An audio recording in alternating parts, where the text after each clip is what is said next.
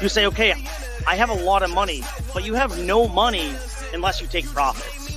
When the first ever spot ETF was created for gold 10x. And the only thing I really knew was Bitcoin at the time, so I just invested very heavily into that. Rode it all the way up. What's up? My name is Jeff. Even the creators have said it's going to be the predecessor of CBDC.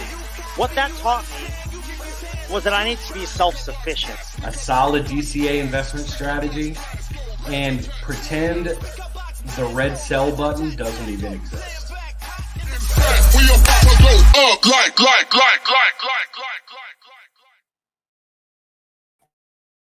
Welcome to the D-Gen Roundtable. This is episode number, I have no idea, but thank you all for joining us. I will say this is episode number 1, where we are a monetized YouTube channel. So I want to give a shout out and a thank you to everybody that has liked, subscribed, watched our videos, been in our Telegram. We have the best community, and we have built a really, really solid foundation in the people, the smarts, just the dynamic amount of intelligence in our chat is fantastic. So thank you, everybody.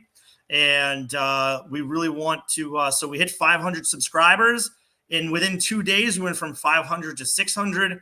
And so we're really just thankful for what everyone has done. So super chats are live. I want to give a shout out first to No Money Mike. There was absolutely no way No Money Mike wasn't going to be first. This man put this in the super chat like 3 hours ago. So shout out to No Money Mike. Thank you. And then we have this another super chat from this weird guy, Will Stevenson. I'm not quite sure who that is. Look, is that Tate? Is that Tate in the little picture there? Walmart Tate. Thank you, buddy. We have another super chat from Michael Guastafeste. Appreciate it, buddy. Thank you for the shout out. And then Robert Kiyosaki has a quote, and he says, "Pay yourself first." Who do you invest in? Invest in yourself. Okay. So Zenith? There's another quote. It's from Scarface, and it says, "Who do I trust? Me." Right before he puts his face in a pile of white powder. No, I'm just kidding. But he was baking cookies. That's what he was doing.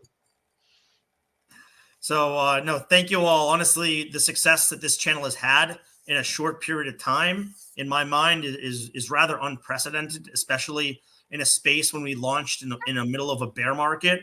I mean, honestly, this is just a testament, not to us. It's a testament to everybody that is ravenous to get better, to better themselves, to learn, and to be ready when the bull market continues to roll up. So thank you, everybody. And that's all I got to say. Just I'm super excited. First time hosting in a while. And I don't know, it's been a nice couple of weeks of green candles in the Richard Heart ecosystem. We're going to be talking a little bit about the Richard Heart trial today. We're going to be talking a lot about the SEC trial versus Coinbase, which is really important because it's kind of going to set up the groundwork for what Richard Hart's trial, or, you know, if we're lucky, dismissal would potentially look like. We are also going to talk about the first week review for the Bitcoin ETF, spot ETF, what a potential ETH ETF might look like in the future. And if we have some times, we might also talk about Larry Fink and his thoughts on where the digital market and the technological revolution is going. But that is if we have enough time. Agent Jay, how you doing, buddy? I am doing fantastic, my friend. Really couldn't believe how fast we went from 500 to 600, to be quite honest with you. But this might sound a bit arrogant, but I always knew that we were going to get to this point eventually. I think I voiced this opinion very early on when we started. I said to myself, like, look, if all of us find value in their information that we're producing here, I think once we share this with the rest of the world, I think they're also going to find value in it. And as long as we're consistent in the work that we put in, and we focus on creating value for not just for our team, for ourselves, but also for the people who give us their time and their attention and join us here for our Sunday streams and all the other streams that we have. I think this is going to become an eventuality, and here we are, right? Less than a year later, we are monetized on YouTube. We have a great community. We have had the blessing of a ton of different people within the space, folks who have had a considerable, they've had a much more time and experience in the space, and they've reached out and given us our blessing. So I'm really excited for what's to come in the future, man. And to be like I said earlier, I knew that this was going to happen. It wasn't a matter of if it was going to happen. It was just going to be a matter of when. So yeah, proud of us, and obviously very thankful to our community and thankful for the guys and the gals who helped us get here along the way.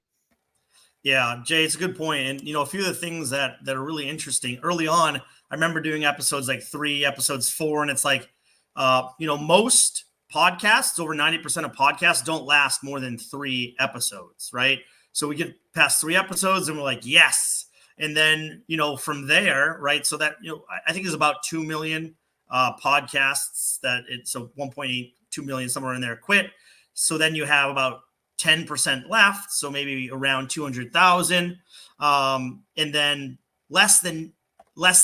so more than 99% of podcasts end before the 20th episode. So we are on episode 24. We are already in the top 1% of how many episodes we have produced as a podcast, and that is only our main episodes. That doesn't count guest streams. That doesn't count book reviews, right? There's a lot more content. That doesn't count our pre-recorded videos. There's a lot more content that we are putting out to try to provide value for the community. But we're really lucky to be here. And I remember early on when we were getting, 3, 4, or 5 viewers, our what I was trying to tell people is, hey, let's just stay the course. Don't change anything, because people are going to come if we're providing value. And, after 10, 20 episodes, I think we'll have a better idea if we're providing value. And I think that we are showing that we're providing some value to people. So thank you all. We couldn't be doing this without you. Zenith, how you doing, buddy? I am doing pretty good. Happy to be on as always. It feels like we haven't had just like a normal, like boilerplate run-of-the-mill Sunday episode in a while. So I'm ready to get back to what we're best at, arguably. Yeah, I'm excited too. This is almost going to be a full show. We almost had 7 people on this show tonight. Unfortunately, I want to just say that our buddy Josh and our buddy Dace aren't feeling great tonight, so they had to back out. A bunch of sicknesses going around. I think Josh has Saturday night fever from the Ravens winning, and hasn't subdued yet. But Nate, how's it going, buddy? How's the tundra up north? Lots of fun. When you wake up and you walk outside to go start your truck and your face just hurts the second you walk out the door, you're like, yeah, why do I live here? It's been kind of rough. Even at midday, it's getting to be like a whole very hot 5 degrees, and I'm out there all day long just doing stuff, so it's a lot of fun. But aside from that, having a good time on the whole weekend and all that here. Unfortunately, I'm kind of lagging behind in my sending show because, we as the team, we've had a lot of things going on, so there's been a lot of stuff we've been doing. So yeah, I've been taking a slight little break on it. Hey, Brendan, before we move on to Will, I don't know if this is just a freaking coincidence, but is the first show that we're monetized, and it seems like we're getting a bit of spam in the chat. My friend Crypto Wealth here, I'm not sure if you're a bot, if you're an actual real person. We don't mind analyzing meme coins here, and it seems like you're shilling the Trump meme coin on Pulse Chain. But please don't spam the chat. We'll take a look at it for you later on, and if it's worth it, we'll let you know. But yeah, please don't spam the chat, brother. Thank you, Jay. Yeah, truthfully, guys, you don't just go, spamming, hey, buy this coin. Remember, you always need to do your own research. And a part of what it is that we do here is a part of being able to teach you guys how to be able to go do that kind of research. And so, hey, you can just go ahead and just jump on something if you want to. But if you listen to us, maybe these guys don't dump on your head and then you lose your money, That's the whole thing. Who knows? Maybe Trump is good. Here's all that I know about Trump in specifics. I've been looking at it a little bit, and it already has pumped up quite a bit. which means that it's ready to start dumping. People are going to start dumping on your heads. However, there might be a correction on that. Maybe not. There's lots of different things that can happen with that. So just as a warning, right? Will's got the band hammer ready. Oh boy. My Yeah. band hammer right here. All right. This is for driving bolts. This is for driving like 1.25 inch thick bolts through tower legs, right? So this is a fucking, I think we call this like a 6-pound beater. I don't know. But we call hammers beaters in the ironworking industry, right? Because you just beat the fucking bolts with them. So don't spam the chats. I'm gonna have to fucking come after you with the fucking beater. And now we're gonna get demonetized because weapon on stream. Yes. No, not that. You heard I've it got here, so folks. many weapons in here. I'm ready. Will beat you That's not off. a weapon. That's a tool. Yes, exactly. Yes, it's a tool. Will, what else is going on, buddy? Sorry, it was muted right there. What's going on with me? I'm just fucking around in Texas. Yo, so I launched earlier today. I launched my my Telegram for Hex meetups and stuff. Up until this point, I have been doing my bit.ly/hex_meetup_template, and that was my original solution for getting Hexicans to meet each other, and it worked pretty well. It was basically just an Excel spreadsheet on the internet. But what I have now is a kick-ass, super cool Telegram chat, right? So let me go in here and I'm going to get the link, copy link, and I'm gonna go ahead and throw it in the chat wherever I can find the chat. Ooh, we got Hex Jim, we got funding Jim, we got Hex Glenn, we got all sorts of folks up here in the chat.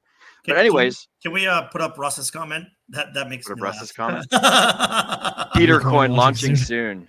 Hell yeah, that's what I like to see. Hilarious, brother. So anyways, as you can see underneath my name, I've got t.me/hex_meetup. I've also put the link in the chat. If you guys want to click that, what it will do is it will take you to the Telegram that I've spent a long time creating and researching how to create good Telegram rooms and things.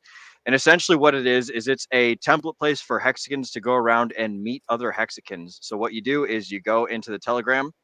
Here's a fancy little option that says start here. You read through the little intro, you read through the little welcome aboard. It tells you how the Telegram works. It tells you how all the little different rooms inside of the Telegram works. And then you basically go in there and you say hi to people and you talk about the location you're at. You talk about, you know, the memes of the day. You talk about the weather. You talk about the local politics. You talk about the potholes in the streets, whatever the fuck you want to talk about. And you go and you meet up with other Hexicans or other crypto people. They don't have to be Hexicans. It could be any fucking buddy. Anyone can join the channel. It's open to everyone, right? I wanted to brand it specifically for Hexicans because I know that this community is incredibly sticky and also incredibly what's the word? Rabid would be a good word to describe Hexicans. But yeah, this is a product that I made and it's being shared around in a lot of the OG Telegram groups. BBK Bomb is going through it right now and he's taking a look. And once the Telegram passes his little standards and things, then he's going to post it up, hopefully, in the hex.com main chat. And they've got like 170,000 people in there or something like that. So get in it while it's cool and while it's fresh. And yeah, so that is what's up with me.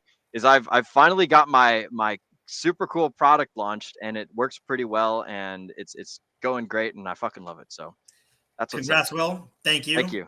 And you know, the community is already sort of rallying behind that, which is great. So I'm really excited to see how much it grows. I've yet to get an invite, so that's kind of a little sad, but it's in the main chat and it's in the leadership chat. I'm kidding. I will send you an individual chat. I will send you an individual invite right now. That's what I'm asking for. Thank you. So yes, we're going to move on. We're going to start with our first topic. So we're going to get into a little bit of TA today. And then after TA, we will move on to our great topics. Coinbase versus SEC, Bitcoin spot ETF, first week in review, and a bunch of others. So Jay, I'm going to kick this over to you to get us started. Thank you. Yes, sir. Okay, I'm gonna go ahead and share my screen with you guys here for Bitcoin. Give me a heads up once it pops up. Yeah, see that? Okay.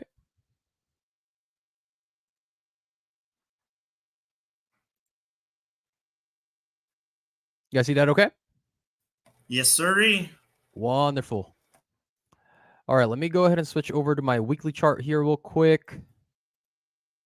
There we go. Okay, so for those of you folks who were here last Sunday during our Q1 thesis episode, I am here to tell you that not really, not really much has changed. During that episode, we spoke about how if Bitcoin were to come down, it's probably going to retest this area of $40,000 first, and that's exactly what's happened. Right? We just had the weekly close about an hour ago, and Bitcoin did close the week red, but here's what's interesting, right?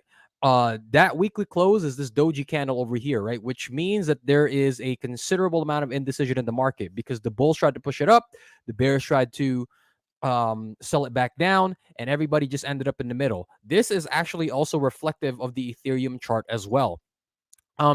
And the reason for that, or one of the reasons for that, is you can take a look at the horizontal band of support here that I drew for you guys last Sunday, and that's exactly where Bitcoin is hovering right now. That top band of horizontal support at about $40,000. If you notice here that we've had 1, 2, 3, 4, 5, 6, 7, right?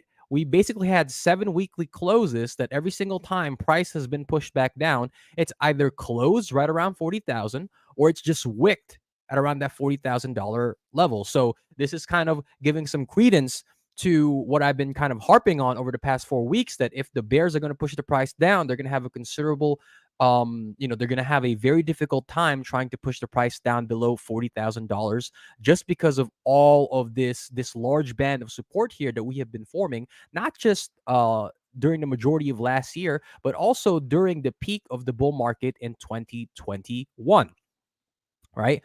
And so it is certainly possible that we could head down lower. This area of $40,000 is also the 0.382 fib level. If you take a fib retracement from the start of that wave 3 to our current yearly high, you can see that 382 level is sitting at about $40,000, right? And if this area of support breaks, and it certainly can, right? So next week will be very interesting to watch and see, because we've had 2 consecutive weekly closes that's in the red for Bitcoin, that if we were to break down, the next area of support that I think we are probably going to hit is around $38,000. And the reason why I say $38,000 is if you take so we're on the weekly chart, right? The next chunk of price action that makes a lot of sense just from a purely visual standpoint is the bottom of that horizontal band around here at about $38,000, right? That's where you have a chunk of price action here for Bitcoin. And so just from a visual standpoint, right, and from a price history standpoint, that $38,000 area for Bitcoin makes the most sense as the next level of area that price can go down to if the bears were to break through that $40,000 level, right? If you notice here, I just want to reiterate that I still don't believe that we are going to we're not going to spend any time below $35,000 precisely because of this 20-week moving average here. I mentioned during our Q1 thesis that throughout all of Bitcoin's history, once it has entered its macro wave 3, right, its big macro Elliott wave 3, that Bitcoin does not have a close below its 20-week moving average until either it's wave 4, and in some cases, right, in some 4-year cycles, Bitcoin does not close back down below its 20-week moving average until the very next bear market, right? And if you notice here, the weekly moving the 20-week moving average has actually moved up from that 35.5 that we were speaking about in last Sunday, and now it's moved up to 36,316, right? So that 20-week moving average is just slowly but surely moving back up, right? And so if we were to get a more bearish action during the next few weeks, I think we're probably going to go somewhere around $38,000, but we're not going to spend a considerable amount of time there, right? So that's all I have for Bitcoin currently at the moment. I know Zenith wanted to update the folks on the current 60-day cycle, so I'm going to go ahead and throw it over to him to take care of that on his end. Beautiful. Much appreciated, Jay. I know you said there's not a whole lot to talk about in the market. However, this is the chance for me to take my victory lap, so to speak. This is something that I talked about previously when it came to the 60-day cycles, which is that there's a good possibility that we had that cycle high on day 58 here on January 11th. Keep in mind, this is also ETF time. And then we had days of selling, and then we had that final wick down to just below 40,300. So for me, on my chart, I have that marked as a 66-day cycle, which fell in line with my thinking because we had a 58-day cycle high, which means right translated cycle, which means over 60 days. So because of that, what the future looks like for me now is we basically have 1.5 cycles until we hit the halvening. So I think I'm right there with you saying that trying to compromise that 40,000 level or even like 38.5, that's going to be pretty hard to do, and it's going to take some serious momentum. So honestly, I see maybe like dropping down and touching some of those levels, but until the halvening, I think it's a steady increase from here. Yeah. And just to add one more thing to that analysis, just to give kind of like the more conservative analysts and the bears their due, we spoke about it with Axis when he was here last Wednesday. Let me go ahead and share my chart once again. And he actually made a very good point, right? The reason why a lot of folks are thinking that we're going to retest that $35,000 level again is because if you look at, and we're not just talking about this recent price history, and by recent, I mean like the last year and a half. When we have price movements to the upside like this, right? And it's the same for when we get price movements to the downside. Let's take this first impulse here, for example. When you had this first wave one top here completed, you notice that Bitcoin has a tendency to retest key support levels after every impulse, right? That happened here during our macro wave, wave one, right? We had this impulse here, came back down and tested this horizontal resistance level. We came up to our first top. This was around like $31,000, and then we came back down to that horizontal resistance level again, right? We had a double top here, and then we came back down around this area of $26,000 once again, which started to form a much stronger base of support, right? And so during this impulse here, a lot of folks are thinking that we are like Bitcoin is going to repeat the exact same behavior, that we are going to go back down and retest this key area of support here at around $32,000, right? So that's why when you watch some other analysts out there on YouTube,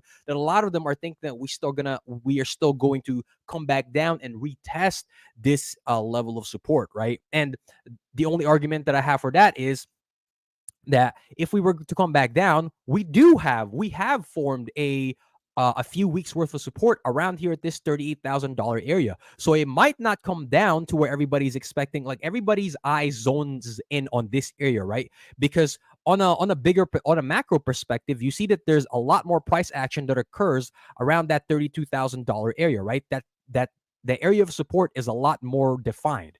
But you have to consider that because we are in a macro wave 3, that if we come down, you're probably only going to get a test of the last area of considerable price action, which is around here at $38,000 area, right? If you notice, we have 1, 2, 3, 4 weeks that we spent consolidating and creating a band of support around this $38,000 area for Bitcoin. So if you were to come back down, logically speaking, that's a more reasonable area to expect, especially because of how bullish this upward trend has been over the past few months or so. So I did just want to give people some insight as to why you have some analysts out there in the space thinking that we're going to come back down to that $35,000, $32,000 area.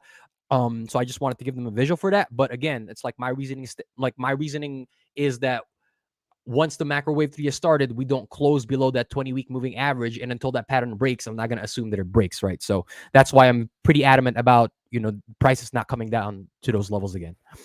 Yeah, and also previous cycles have pointed to those as well. Sorry, Zeno, I'll give you in a second, but previous cycles have also pointed to sort of those levels of support and having a hard time breaking below them. So we'll see what happens. But as long as we don't get any really poor news, I mean, the economy is cooking, right? The S&P is doing well, and if we continue to see large growth within the TradFi sector, I think that's only positive for crypto as well. Zenith, what are you going to say, buddy? So real quick to touch on your point, S&P 500. Yes, we've officially reached new all-time highs for the S&P 500. So theoretically, there's no resistance above from here. There was a rather large green candle on the daily close on Friday. So it could continue. It could peter out. Only time is going to tell on that one. However, the last point I wanted to make when it came to Bitcoin is I know Jay, there's a lot of the more advanced TA stuff, but my simple brain, simple Jack thinking over here was I tracked the 20 and 50 day and 111 day moving averages. We compromised both the 20 and the 50. So now we're sitting between the 50 and the 111. What that shows is that we've broken through short-term momentum. We even came up and retested this 50-day moving average trend line, and we bounced back off that towards the downside, which means that we're actually starting to close in towards our long-term indicator here. So again, the long-term indicator right now is right at 38,000, like Jay and I have been talking about. So, Zenith, that 111 DMA is that 38,000? Yep. Yeah. Oh, well, there you go. Right. The 111-day moving average is a pretty strong support for Bitcoin. It like Bitcoin has a tendency to use that as support every single time it touches it. Right. So it's like it's been pretty consistent throughout its history. So yeah, there you go. I forgot about the 111-day moving average, bro. I can't. That's thank you fair. for And bringing then that up. my last point here though is that I want to go and look down at the RSI. I think this is something that we haven't talked about a ton, and I think it is somewhat important here because in recent memory we've gone very oversold and we've got very overbought when it comes to RSI. But if you look at it right now, we're still smack dab in the middle. We're at 41.7 right now, and we're not even close to either of the oversold or overbought areas, which means that if we are on a downward trajectory, there's still plenty more room to go. Yeah, I think it would actually be. People might be upset, but a move down to 38,000 so that RSI can have some breathing room to bottom out, I think would be good, right? Because that means then we have very little resistance on the way back up, right? On the move to $50,000, $60,000 sometime this year. So I think it'd be actually pretty healthy, despite the fact that I know it might make some people panic. That's fair.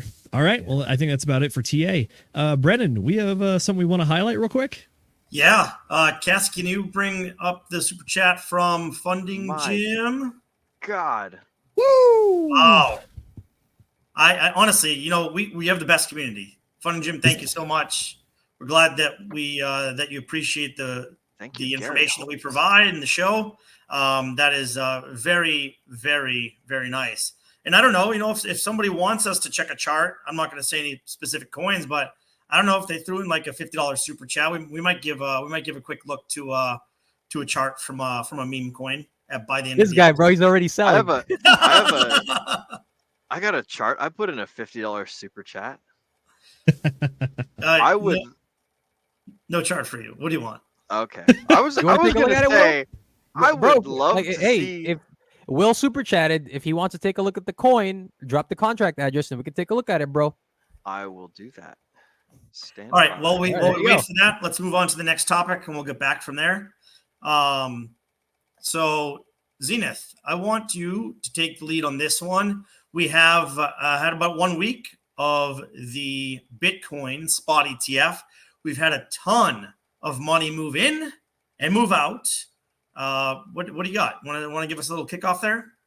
That's right. Like I mentioned previously, we've been doing a lot of special streams lately, and we haven't had a normal stream to talk about this, but the ETF announcement actually came. We had 11 ETFs get approved by the SEC, and since then, we've seen over $2 billion in cash flow in and out. Notably, we did get that announcement on January 11th it was. And then since then, we're down about 10% on Bitcoin. However, at the same time, a lot of players in the traditional market have been moving money around. Notably, I think BlackRock actually has now acquired over $1 billion worth of Bitcoin. So whale games are afoot, and even then, price isn't moving that much.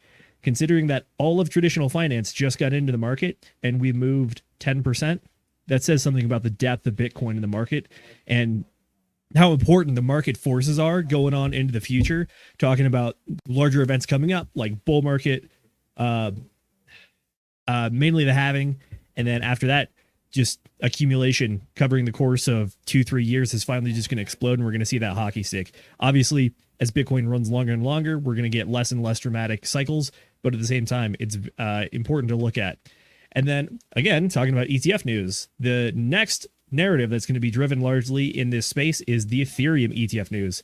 Notably, I got my notes here, one sec.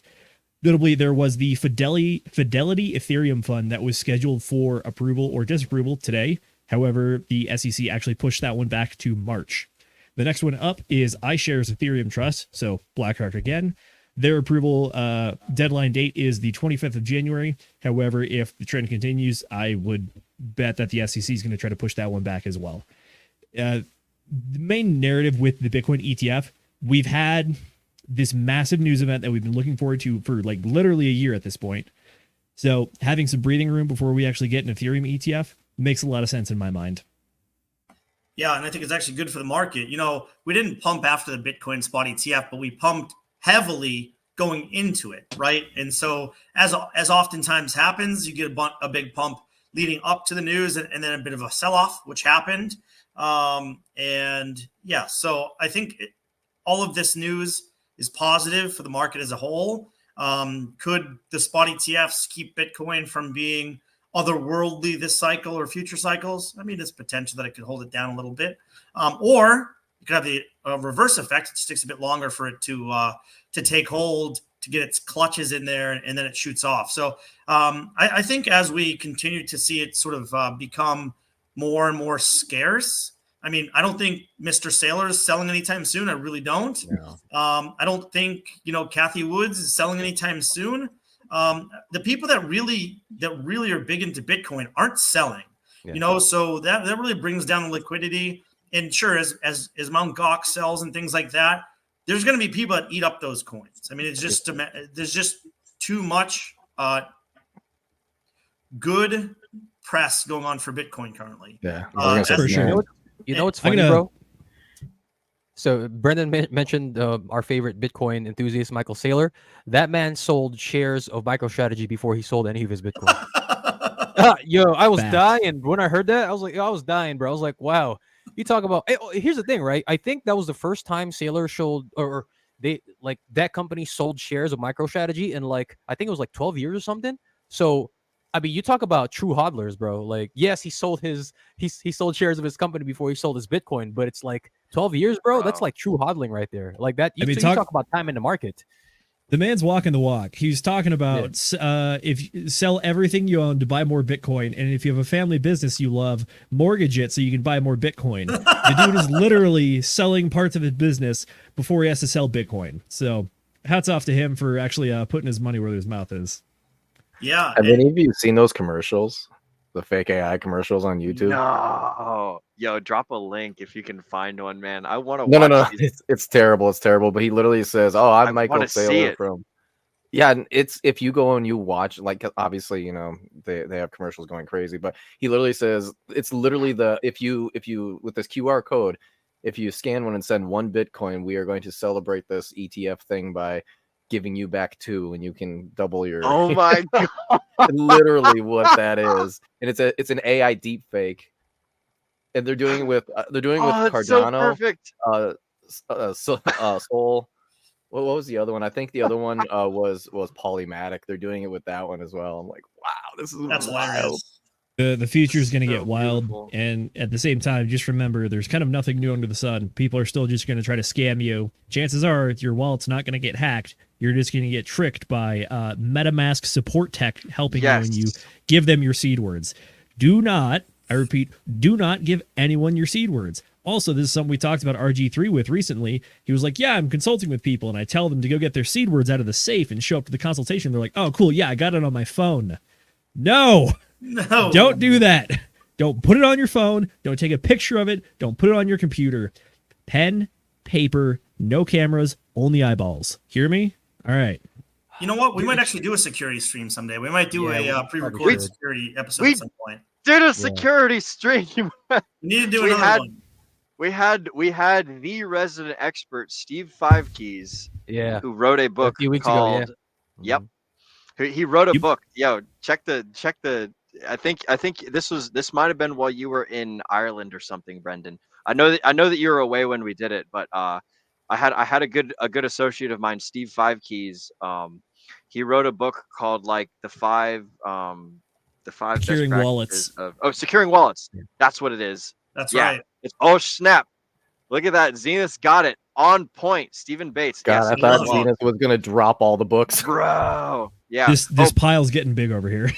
Yeah. By the way, on the subject of Stephen Bates and the products that he has discontinued his association with Branta. So if anyone was using Branta, that it's no longer associated with the guy that I was interviewing. They have moved away from what he originally started with, and they're doing their own thing now. So that's just a disclaimer that I told him I would tell you guys that I totally forgot about, but now it's out there. So if you're on Branta, which probably none of you are, because most people don't do the things that streamers talk about, but if you were on Branta and you joined because Stephen Bates, or because I convinced you that it was a cool thing because the guy I was interviewing said it was a cool thing, he is no longer a part of that community thing. So just do with that information what you will. So just as a heads up as well, heads up, Will and I have actually been in coordination with Stephen Bates as well, talking about doing a security stream or security exercise if possible. Yep. And it will be expensive, but if we can cover the cost, then it might be feasible. So we shall see. Now that we got all the super chat money flowing around everywhere, you know, between Gary and myself, we might turn this channel into millionaires. Bro, you know what's crazy? It like the past 2 decades, people have slowly transitioned and have become so comfortable with letting their privacy and their private information be completely available to everybody on the internet that it's hard for them to transition back into things like self-custody, bro. So it's like you're trying to hammer good habits back into people's heads. It's like, yeah, I'm playing with a few thousand, like a small 5-figure portfolio, high 6-figure portfolio, but I'm gonna keep all my money on Coinbase. And I'm gonna take pictures of my passwords. I'm gonna take pictures of my. Do it. Well, so this is something that he covers in the book, is like everyone's got different risk profiles. Like a millionaire probably doesn't give a shit about, 10 grand or 100 grand or whatever, right? So like if they're keeping their money on Coinbase and it fits their risk profile, then it's like, go for it. Do the thing that you need to do. It's just like understand the consequences of each action that you take. You know, if you're keeping your money on Coinbase, they can rug you. They can take your stuff away. If you're using one of those oh shoot, Nate, what is the debit card company? Is it Gemini? Gemini. Okay, that's the one that I specifically use. But if you have one like crypto.com, you actually have to have things staked on the exchange and able to so there's all sorts of know your customer, and there's all sorts of custody where you can outsource your custody of your coins to other people in exchange for some sort of product or service that they provide. You just have to know, like, what is your risk profile, what is your loss tolerance, right? Like what we're all talking about here, self custody is probably the best mechanism to keep control of your stuff. But if you're a busy person and you don't want to worry about self custody, and you don't want to worry about a fucking wrench attack where someone comes up behind you and hits you in the back of the head with a wrench, to like steal your keys and shit, then you can custody with an exchange, like FTX. I'm sure that everyone who custodied with FTX, they're all having great times right now. I'm sure they all love what's going on with all their coins. But it's just like just understand that it's a means to an end, right? And the general good advice is keep your coins, like not your keys, not your coins. If you don't own your coins, well, own is the wrong word. If you don't know the special password that accesses the vault in which your coins are stored, that allows you to spend them and send them places, if you're not the only one who knows that password, then you're not the only one who has access to those coins. So that's all on that. I didn't mean to beat a dead horse there. No, that's fair. Well, that's fair. We appreciate it. I'm gonna cut this topic because this was a tangent, but good information. So thank you, Zenith. One last thing on the ETF, then we're gonna move forward to our SEC versus Coinbase. We got some really nice audio from that trial. Absolutely. Real quick, we do have a shout out for a quick OG. Moonpill Rational Optics. He's been in here a long time. He just wanted to let us know that he's a busy guy and he wishes that we have a great show. So good to see you, brother. Thank you very much. Thank you. For Final note on the ETF stuff. Chances are, if you watch us, that you are not super interested in actually participating in Bitcoin ETFs. However, on the odd chance that you are, or you know someone that is, early is better than later. A lot of the people that are offering the Bitcoin ETFs are waiving their fees for this first 6 to 12 months specifically. So if you're looking to actually transact with some of these financial products, sooner is probably better than later. So you can at least take advantage of that, or take advantage of the discount if you believe that in the 4-year cycle and the halving pump, that's all stuff to come. So that's what I got. Brendan, what's next? Thank you. Yeah, really good information. It was interesting that BlackRock had originally said that they were going to have 3+% fees per spot Bitcoin spot ETF, and they were way higher than everyone else.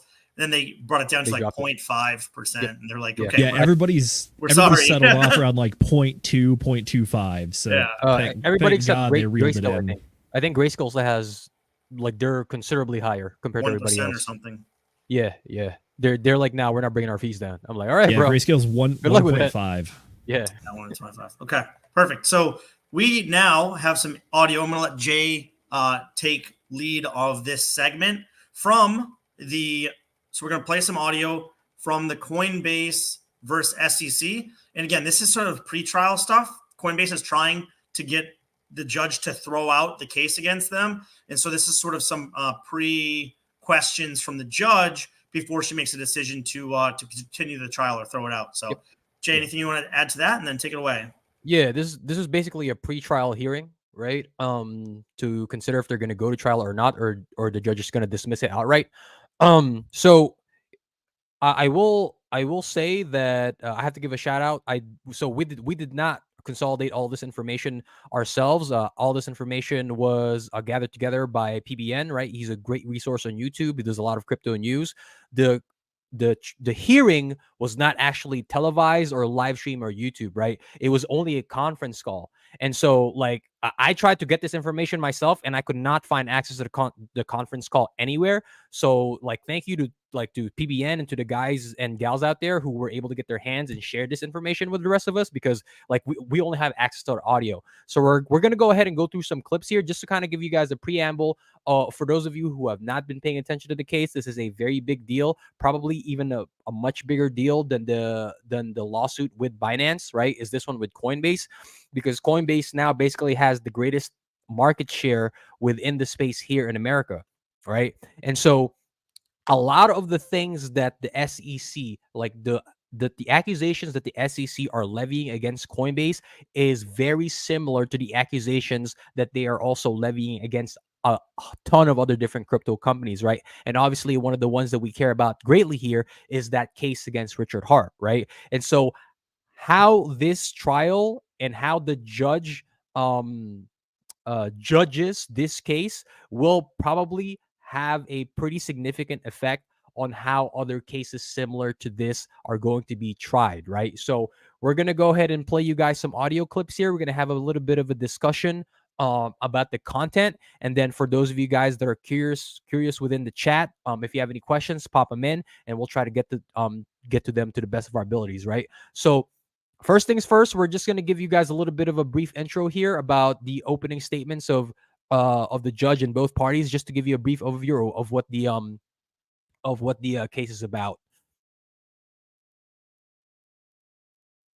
So give me 1 second. I'm going to go ahead and share my screen here. Let me know if you guys see it, okay?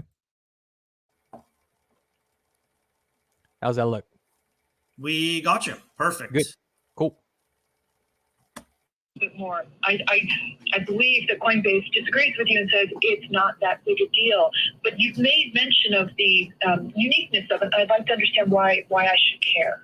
If what you're arguing is that Coinbase is somehow, by providing these intermediation services, violating the securities laws, that the actual token issuers are themselves violating the securities laws, is that correct? Well, not exactly, Your Honor. Okay. When the issuers decided to issue these tokens, SOL or SOL, for example, do you believe they were issuing securities? If yes, Your Honor, yes, we were. You're saying that as to these 12 or 13 tokens, when they were initially issued, these tokens were themselves securities? Yes, Your Honor. Okay. We're not claiming that Coinbase is the issuer. Are you arguing that they're a promoter in any respect? A promoter of the offer or sale, not in the traditional sense of what you would call promotion. Okay. So, no, not in that context, no. I mean, what's the third party that I care about here? The Howey test speaks to it. So what is the third? Is Is it the actions of the issuers themselves? The focus is going to be on the actions of the issuer, and the developer and the project team together. At the end of the day, these 12 or 13 tokens, they're just computer code. I'm smiling, sir, because that's kind of what your friends at the back table are saying, and they're wondering why we're here. So okay, yes. And I promise, Your Honor, I will get you there. So Okay, so that clip basically goes over some of the accusations and the issues that the SEC is taking with Coinbase, right? More specifically about Coinbase's involvement as either an issuer and as a promoter. And if as you listen to that clip, you could see that the person speaking, right? So the lady is the judge presiding over this case, Judge Faea, I think is how you pronounce that. Please correct me if I'm wrong. And then the person that she was having the back and forth with is the representative, the lawyer for the SEC. And if you couldn't tell, he was having a very difficult time kind of articulating what exactly the problem was with Coinbase putting tokens onto their platforms to sell if they're not like the issuer. Do you guys have any thoughts on that little segment there? Like, what did you guys think when you went ahead and reviewed that portion of the clip? The first thing that stood out to me the most is the judge asks a question, the SEC tries to respond, and she instantly cuts him off and says, no, that's not what I'm asking you. You know, she seems to really know what is going on, what a security is, what a cryptocurrency is, and how the SEC and their lawyers could potentially try to dance around the direct questions that she's asking them. And she really, and we'll get this more later, she really nails them to answer her questions straightforward and not a roundabout way. And she shows it right here in the beginning. Yeah, there's points where she just straight up says, and I don't want you to say this particular thing because that's literally just going in a circle. I don't want to hear that. And you could tell that the lawyer was like, now what? And here's the other thing too. If you listen to him, he's talking like he's extremely nervous. He's like, I have no idea what to say. I'm pretty sure he was given this job, and he's probably highly paid. And he was given this job. He literally looked at the files and looked at everything and said, there's no case here. What am I supposed to do with it? And he was probably told to make something up, like try and convince them. And he's like, okay. Yeah. I got to say, this seems like all the problems that we talk about with the SEC stemming from Gary Gensler, it seems like this might be more systematic within the entire organization. I say that because the SEC lawyer here is talking about how the example of Solana, they're saying that, are you mad at Coinbase? Are you mad at the development team? Or are you mad at the people that issued Solana? And the guy says, all of them. I want them all. They're issuing securities. They're trading securities. Everyone who touches this thing is guilty in their eyes. And this kind of stems off the problem that we've been talking about, which is that it was about a year ago, the SEC issued the statement that's saying that there were so many different tokens that they deem as securities just out of the blue.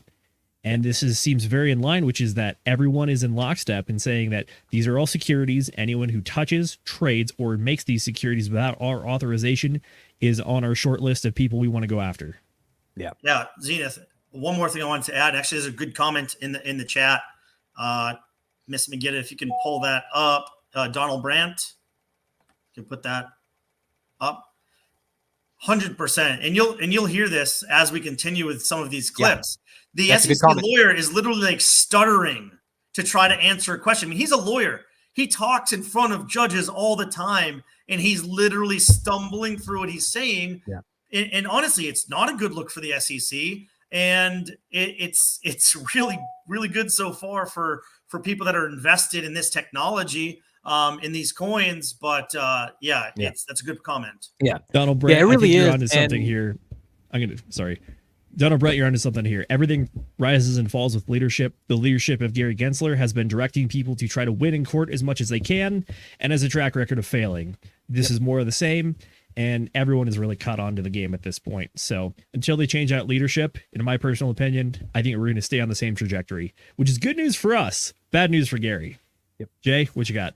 I was just gonna say that yes, Brant did make a very good comment here, and it'll become a lot more obvious as we play more of these clips, because you're going to hear something very similar throughout the entire hearing from the SEC lawyers, right? And it's, to Brendan's point, when imagine you're having a debate, you're having an argument with somebody, and you can't articulate your side of the argument in a clear, consistent, cohesive manner, which is what this man does throughout the entire hearing. You're gonna have a very difficult time convincing, like if this was in front of a jury, for example, right? You're gonna have a very difficult time convincing them of your case if you can't if you can't even get your point across because you're consistently stuttering and tripping over your words, right? So yeah, it's going to become a lot more clear as we play more clips here. But this next clip that I'm going to play for you guys basically is the judge is going to ask them, what metrics are you using, right? The SEC, what metrics are you using to determine that Coinbase has acted against the securities law? So let me go ahead and play that for you guys. This one gave me a kick, man.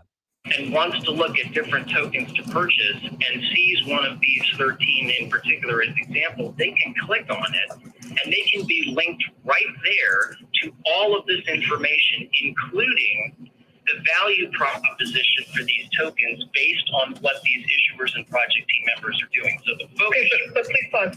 Had they not done that, would you still leave these intermediation services to bring them within the securities laws? And if so, on what basis? Yes. The answer is yes. But the thing about Terraform and the thing about Ripple, we're not talking about the issuer of the crypto asset. We're talking about an entity that put it on their platform. That to me is a level removed. And that's the concern I have about how these entities should have known. And you or your colleague saying strict liability doesn't make me feel better about it. So I'm just confirming at a minimum, the conduct was placing on the platform stuff that you now tell me amounts to a security. Yes, the short answer is yes, Your Honor. Let me just clarify, though. Please.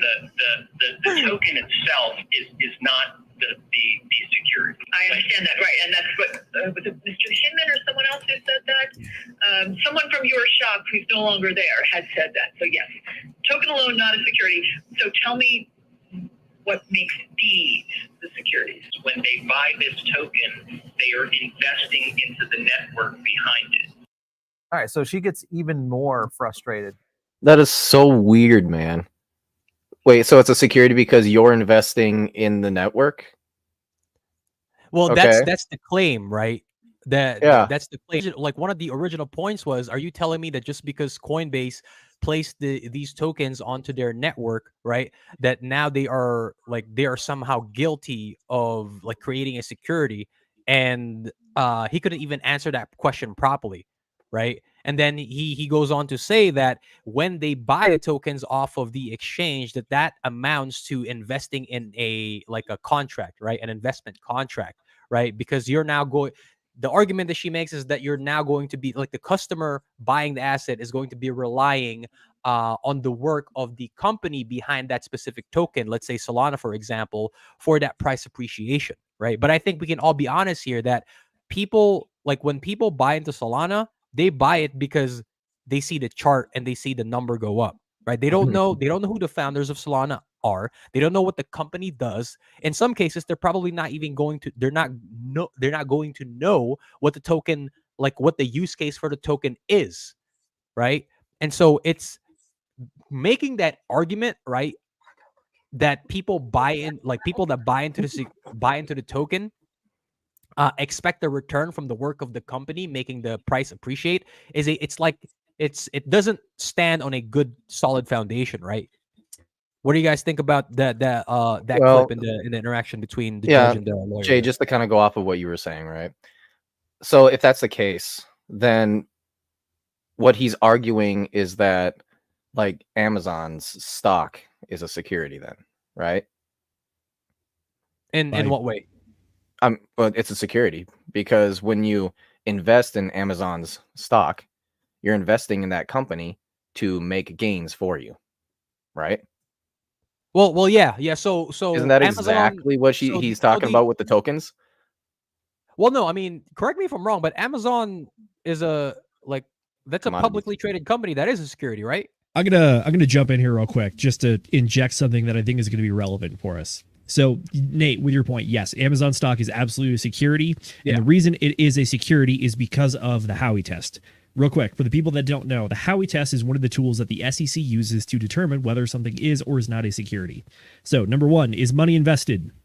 Number 2, is there an expectation of profits? Number 3, it's a common enterprise. And number 4, the success relies on the effort of others. What I'm seeing in this clip, specifically with the Coinbase case, is that the lawyer for the SEC is not arguing that the token itself is the actual security. He's arguing that the blockchain behind a token is the security. So if we're looking at like an L1 chain like Solana here, what they're saying is that the actual token is not what we're talking about. We're talking about the Solana network. And I think the reason that this guy believes that is the case is because people had to pay money for the Solana token. They view it as an investment, aka expectation of profits, that also ties into the common enterprise point. But then I think this is where the blockchain technology really starts to muddy the question on the last prong of the Howey test, which is that success relies on the effort of others. Yeah. You can argue that with an investment like cryptocurrency or a blockchain asset, the success of your asset in going up is not reliant on the effort of others in the matter of fact that they create the network and that the network is maintained, but more of that the effort of others is that they are also buying into a similar asset, therefore scarcity and supply and demand causes the price to go up. Not a matter of fact of the people building the network, running the network, but just other people owning the token. That's where I think we're going to have the most disagreement, and that's where I think the SEC is going to fall short on this one. Yeah, thank you for that, Zenith. I think that is a really good thing that we should talk about because they're going to be mentioning the Howey test here. And past episodes, we've talked about in depth when Richard first went to trial or when he was first sort of said that he was going to be served papers. We went deep into that about what is a security, how they judge it. You know, this is from 1934, which we'll hear about this in a second. Before we continue, we have a couple super chats that I want to throw up there. Throw the first one up, please. Fast Abdul, thank you. I believe that is Indonesian Roundtable? What IDR? Indonesian rupiah. Is that Indonesian Roundtable bucks? There we go. I like that. Yeah. Hilarious. Just for reference, $1 will get you 15,600 rupees. Wonderful. Yeah, that's 6.5 right there. So hell yeah. Thank you very much. 6.5 bucks. India. Let's talk bribes. Can I touch on this real quick? Go ahead, buddy. Go for it. So Fast Abdul is the creator of, or well, he's not the creator. He is the front face of the 2FUCKS protocol, and we're going to be interviewing him next Thursday at 8 p.m. Eastern. So if you guys want to watch that stream and watch Fast Abdul talk about bribes, which it's actually pretty cool, the system that they're making for bribes and stuff on their 2FUCKS protocol, then tune in for us next week, Thursday at 8 p.m. Eastern, same time as we normally stream. So that's all I got on that. Yeah. Thank you. And I think we got one more super chat. If we could put that one up. Gains by Casey. So this is funny. You know, Casey was the first one to like a chat in our Telegram chat saying that he's going to be the first one to super chat, and he had the time wrong. And, you know, unfortunately, someone beat him by 3 hours even on the right time. So, Casey, we love you, man. We really appreciate your support, and can't wait to see what you continue to do out there. Yeah. And hey, here, you know what's interesting there? Zenith made a comment about the last part of the Howey test being the most difficult thing for people to kind of like overcome, especially when the SEC is arguing for the case that all of these tokens are securities. Is let's take the RH tokens, for example, right? More specifically, Hex.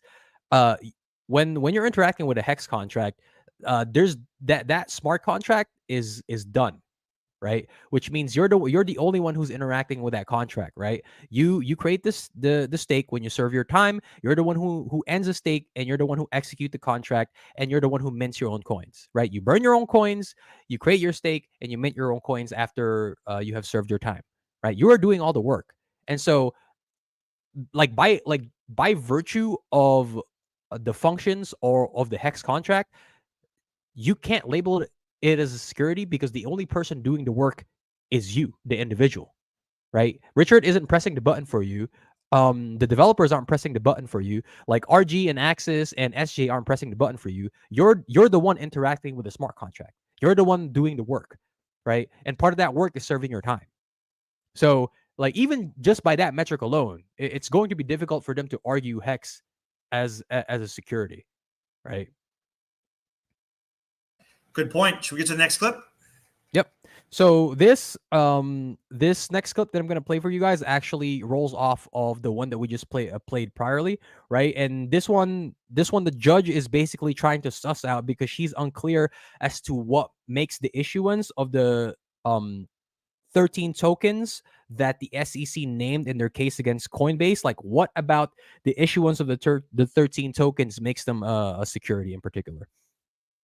Hey, listen in. I'm trying to figure out what about these particular tokens allow you to make the argument that their purchase is not just the purchase of an asset, but the purchase into a system that Frustrated with this as they go further into what the SEC is trying to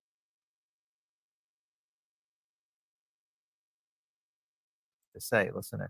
I'm trying to figure out what about. Sorry about that, guys. It time looped on me. Particular tokens allow you to make the argument that their purchase is not just the purchase of an asset, but the purchase into a system that implicates the securities laws. Sure, Your Honor. I think the easiest answer to that question is that transactions in these particular 13 tokens satisfy the Howey test. That's what makes them security. That's a little bit circular to me, sir. What is it about the issuance of these tokens? What is it about these tokens that brings them within Howey? And for you to say, well, they satisfy Howey is not a helpful answer to me. What is it about them? And please don't say Howey. What is it about them that you believe makes them securities? Thank you. Man, she just wasn't. That was one of my favorite clips. I'll let you guys speak first, man. That was one of my favorite clips. The judge just invited this man to eat her entire ass, like, and not in a good way. Not in a good way. Yeah, like, if you say Howey one more time, I dare you, mother.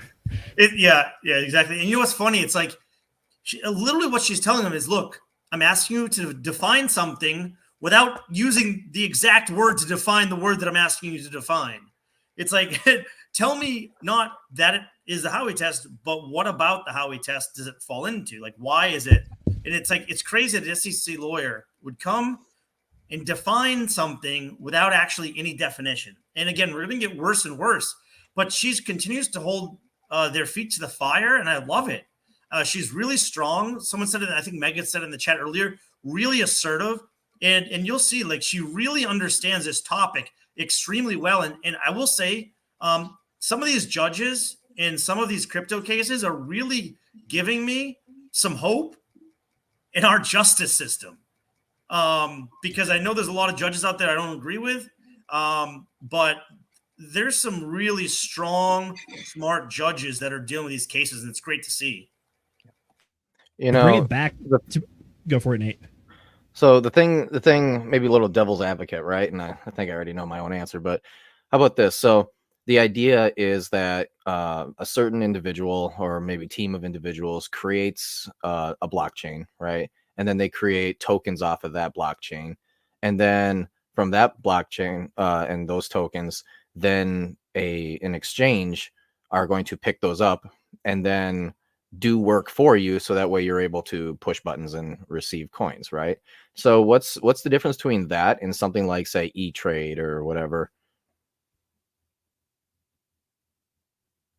where in the stocks, right, which are securities, ultimately what you've got is you have a company that, you know, makes a product, does something, and then they throw out, like, you know, have a share of the company, and then that's run through these apps by a different company that says, hey, you can push some buttons and receive some shares or little pieces of the company itself. So I've got an answer, Nate. No, I was gonna. You got the floor. My answer is that you are presuming that they are using logic for every step of the way when they have proven many times that they do not think logically about any, like, the fact that all of this crap is even coming up in the first place. Like, look at the subpoena for Richard Hart when it first came out, how fucking terrible it was. Yeah. Like how provably false every single thing that they had put in there was, right? So we can't use logic to like dissuade any of their points or any of their arguments, because it's like, it's irrelevant. You know, that's the point that I would want to drive home, is like, these guys are not operating under a system of like truth, fairness, justice, and all that crap. They're operating under a like a system of malice and control. Well, maybe not malice, but at least control and subjugation and all that stuff. So like, that's the point I want to drive home. Yeah, thank you. Will, you're entirely. Can you say one or two more things on the Howey test? Sorry, continue. Yeah, for sure. Sorry, we're stepping on each other's toes a little bit, and we're trying to work. But Will, you're entirely correct. We've seen this in legal precedent now. Effectively, the grayscale ruling from the Court of Appeals showed this exact same thing happening with the SEC a different time, which is they created their own rules. They held one financial product to their rules, and then they just arbitrarily threw out their rules for a different one. And then the judge called them on it. It was like, okay, you're not internally like consistent here, so what are you even doing? Second point of order for this clip that we just saw in particular, this does highlight the thing that I was trying to point out earlier, which is that we're on the point of the Howey test, which asks the question, is the thing that you're buying actually buying into the efforts of the people that created the product, or did you just buy a thing that you now own? So specifically, she said, what about these assets makes it so that it is not just a person buying a thing, but it is a person buying into the operation of the network behind the thing. At the very beginning of the clip, yeah. Mm-hmm. Yeah, if we can get an answer, theoretically, if this case does answer that question, this could be a groundbreaking case for legal proceedings going forward. Yeah. And one of my favorite things about this clip is precisely, I think Brendan and then you, Zenith, mentioned it also, is that she's holding this man's feet to the fire, right? Asking him to define terms very specifically. And this is what's supposed to happen in like a legal proceeding like this, right? And I think we can all agree here that words should mean something.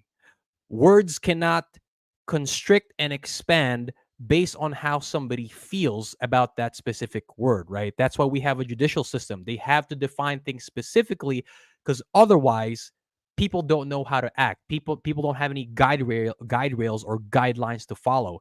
And so the fact that when the guy answers that yes, by virtue of purchasing the tokens, that constitutes them buying into security, she comes back and says, sir, that's very circular. What specifically about the tokens makes them a security, right? And he had a very difficult time answering that. And so if there's anything that we can take away from this clip, is that words have to mean something. And if you can't articulate precisely why you think the tokens are securities, then why should anybody take you seriously? Jay, you're entirely right. What this judge is doing is something that Nate even talked to earlier, which is that this is the person who's willing to stare this person right in the face and say, all right, point to the thing you're referencing specifically. Go point to it. Not just be like hand waving, oh yeah, it falls under this thing that we totally have precedent over. It's like, okay, cool. Explain it. Point to it. Cite it. Yeah, precisely. Thank you. So that's good. We got a couple more, two or three more clips at most, and then let's go to the next one. Okay, so this next part of the clip here speaks specifically about the staking feature that's available on Coinbase, and then the judge is basically asking, what about the staking that Coinbase provides, right? What about the staking services that Coinbase provides violates the securities laws? So let's go ahead and take a listen. That is at 9:26. Sorry that I have to actually search for the timestamp here. Unfortunately, not every single YouTube video is available to be clipped. So in this case, I have to look for the timestamp in particular. So here we go. I found staking to be the least traditional investment-like of the functions that you were complaining about here. So I'd like to understand what it is about that. What is it that Coinbase does in the staking context that brings them within the ambit of the securities laws?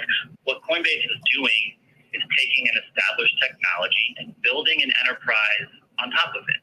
Investors are giving up their crypto assets to Coinbase's control. They are pooled, and then Coinbase is using its managerial efforts to manage the enterprise, which is the Coinbase staking program. Well, I mean, you're both fighting over what is ministerial and what is managerial. So one of the reasons I'm asking you what it is Coinbase is doing is to figure out what it is you're upset about, what it is you think they're doing. Yeah, Your Honor, that's a fair question. I just want to bring it back to staking on your own. It's complicated and costly, they said. Coinbase will do all of that for you. That is an they're right? I mean, they're absolutely. Right. Okay. What is the staking conduct that Coinbase does? I want it in gory detail. What is it that they're doing that you believe brings them within the ambit of the securities laws? The validation needs to occur in a timely manner, and that's where the slashing risk comes into play. Coinbase provides maximum server uptime to allow for greater odds of success. All right, so there was another topic that they hit on that was a pretty big. So in the issue of staking, my initial thoughts on it was that the reason, so this is my interpretation of it, right? The reason why Judge Fila had she had basically a lot of pushback against why the SEC thought that staking, like what about it violated the securities laws, is because when for example, let's say I stake my USDC on Coinbase, right? Or I stake my Ether in Coinbase. The only thing that I'm doing is serving my time, right? Is serving the time that I promised, the length of time that I promised to serve in order for me to get that yield, right? And so what specifically does Coinbase do that constitutes them, I guess, what's the, how am I thinking of explaining this, right? It sounds to me like it's a service that they're doing. Yeah, like a service is not a security. Doing that the individual isn't doing, right?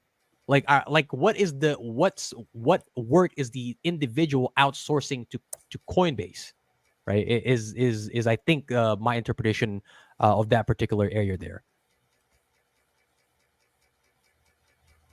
All right, I'll jump in here on this one.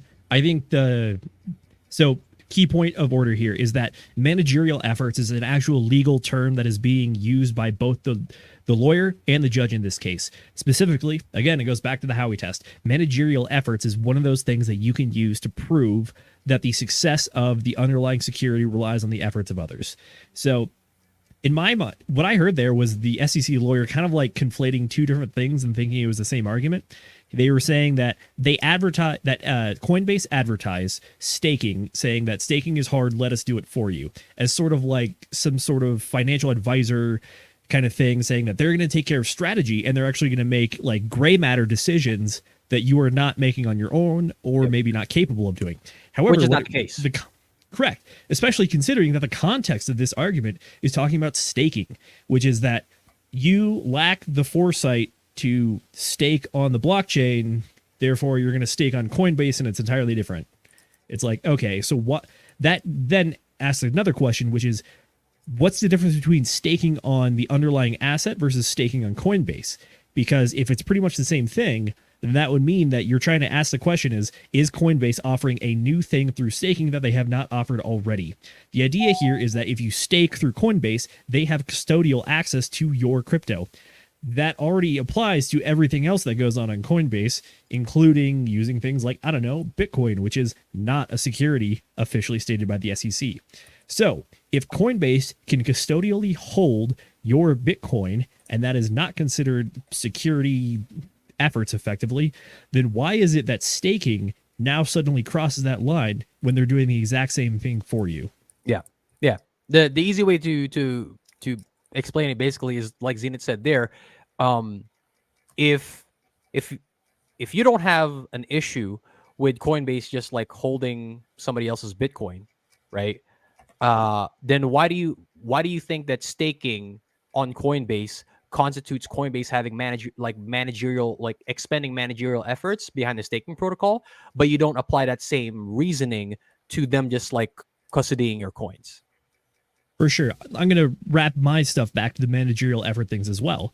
Jay, you're entirely right. When you ask the managerial efforts question, you got to ask, is Coinbase providing an effective function that would lead this effort to otherwise fail? That is saying that Coinbase is the only one capable of staking your assets, because otherwise, if you tried staking your assets on your own, it'd fail. Make sense? Maybe, Yeah. Maybe not. I'd argue no. Yeah. Agreed. So, moving forward onto the following clip now, the judge. So, here's what's interesting about this next clip, right? So now the judge is going to grill the lawyer basically on, because we've kind of established, right, that the SEC have a very broad definition of what constitutes a security, and they have a habit of retroactively labeling things as a security, even though they might have approved the use of some of these tokens in the future, in the past, but now they're retroactively taking back their statement and saying no, you can't do that when they approved it in the beginning. So now the judge is basically going to ask the question of, because you have this broad definition of what constitutes security, right? How do we know that you're not going to apply this to other things outside of crypto, right? So let me go ahead and play that clip for you here. This is at 11:06.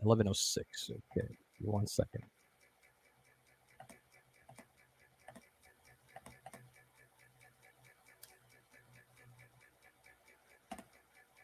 Say, I agree with you. My concern is, does that mean that every crypto asset purchaser of those 12 or 13 securities can, if they decide they don't like what's happened, bring some sort of fraud action? What are the limits? Are there limits? Are there some guardrails in the commission's arguments? Because I am concerned, and several of the amici have suggested I should be concerned, that what you're asking for is too broad a definition of what constitutes a security. If you find, for example, that these are unregistered securities, I would think that in the first instance, the asset purchasers would have a right of rescission. Am I mistaken about that? They would under Section 12. So you've conceded that finding in your favor potentially opens up the gates to private actions. It's not merely the commission who can bring actions. There can be private actions by the holders of the individual tokens if certain circumstances were to happen, or at least if they were to be alleged. Yes, sir? Correct. Okay. All right, so that was a big statement, and it was a big fail. See, that's vitally important. I'm so glad that she's looking at okay, if we're allowing you to do this and we're going to move forward with this, and we rule in your favor, what does that mean for the future of a lot of other cases coming? Right. And not just crypto, right? Yeah. Other things, broadly speaking, right? Because if we were to expand the definition of what constitutes security, then as she mentioned there in the end, then what's to stop private individuals from taking those cases to court themselves, right? Because you've now expanded the definition of what constitutes security, right? So that's what she was primarily worried about in that clip. It's because of your your very broad definition, then that means you're potentially putting some of these other asset classes at risk as well. To jump in here as well, I think it's not just that, but even if you want to focus specifically on the cryptocurrency aspect of this, what the judge is trying to get this guy to effectively say here is look, if these are illegal securities, then that means that anybody who bought one of these securities theoretically has a legal case to sue whoever sold them to them, aka the developers of any of the cryptocurrencies. And as a result, that means that the entire market would be able to sue all of the founders of all the cryptocurrencies. This is one domino into a massive domino, which is literally the destruction of an entire market. Yeah, and that's really big, right? She continues to say, so essentially what you're saying is that if I go along with what you want me to, anybody can bring litigation against any company for any reason. Like it is so broad that, and you hear him, you kind of hear him become deflated when she asks the question that she asks. I think this is also another example of tunnel vision by the SEC. They've been a little blinded on this. And the judge specifically asked this guy, she's like, so just so you know, it's not just the SEC going after these people. It's the entire private market going after these people. And the guy had that, I think he had that light bulb moment. He goes, oh, it's not just me. Yeah. It's everyone. It's like yeah, like, you're not the only. She's like, yeah, you're not the only person that has the ability to file legal torts against other people. Yeah. So you run the risk of having not just like a public case like this, but like private cases as well. And like Zenith said, that means every single person who ever purchased a crypto token or a coin now has the ability to take these founders to court, essentially. Obviously, this might be something that's a bit too big of an ask to prove. So theoretically, let's go down this weird rabbit hole. If this did happen, what would end up having to happen just to make things logical and consistent and be able to weed out like who actually has a right to sue who? It probably wouldn't be that anybody has the right to sue a person if they ever bought a coin ever. It probably would be people that did like sacrifices and were issued specific coins. It would have to be very specific. You touched the entity, not you bought a coin through a liquidity pool, through pairing, through a farm, through Coinbase that touched that entity. Yeah. It's probably going to have to be direct, not just 6 degrees of Kevin Bacon or something. Yeah. The 7 degrees. Yeah. So no, good point, Zenith. I want to kind of move on, but I do want to highlight a super chat if we can from Brother64. Yes. Brother64, his channel's great. He's been a really big proponent of ours, and he's just they're fantastic. So super thankful. Appreciate it. Hell yeah, dudes. Amazing. Yeah, one of our friends from the Great White North. Yes, sir. Our Canadian brethren.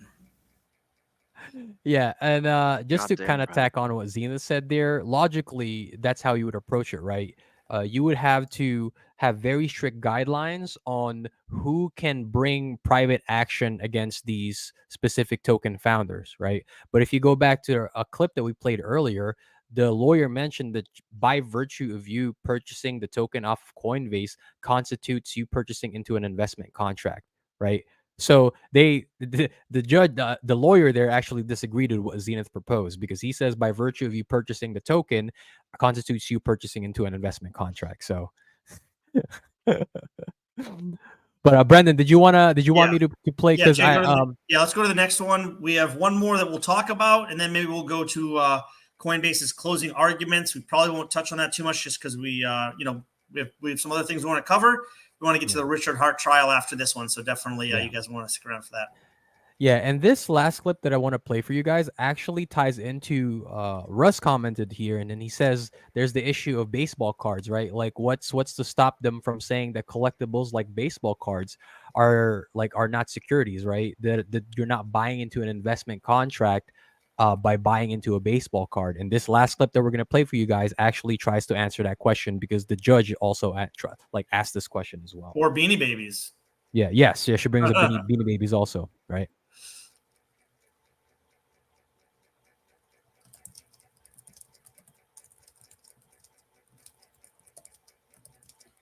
How your standard that you've just articulated to me does not sweep in collectible markets or commodities, which is my bigger issue.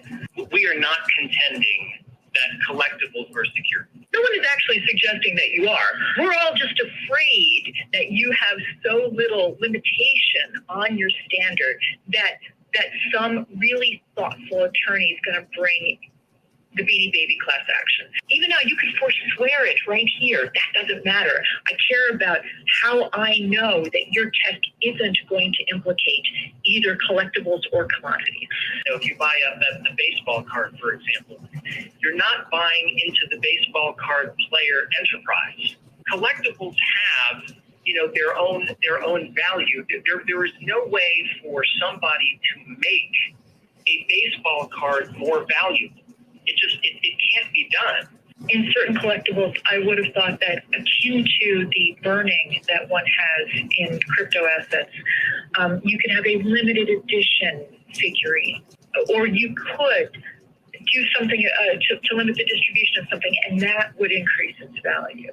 I'm just wondering if there are collectibles for which there is a group of people who are working together to ensure that there is a value.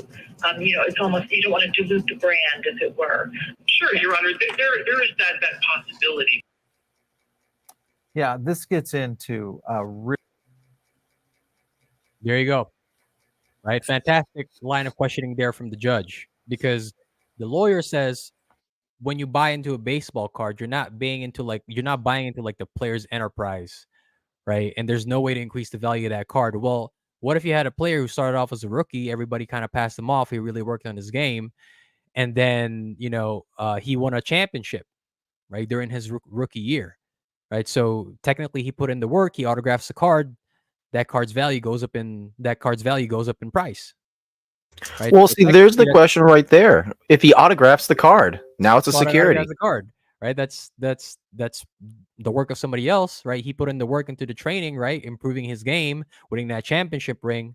And so all of the products that he's advertised now technically have a higher value, right? Like, why is that not considered like an investment contract or like purchasing into like a security, right? Like, go ahead, Zenith.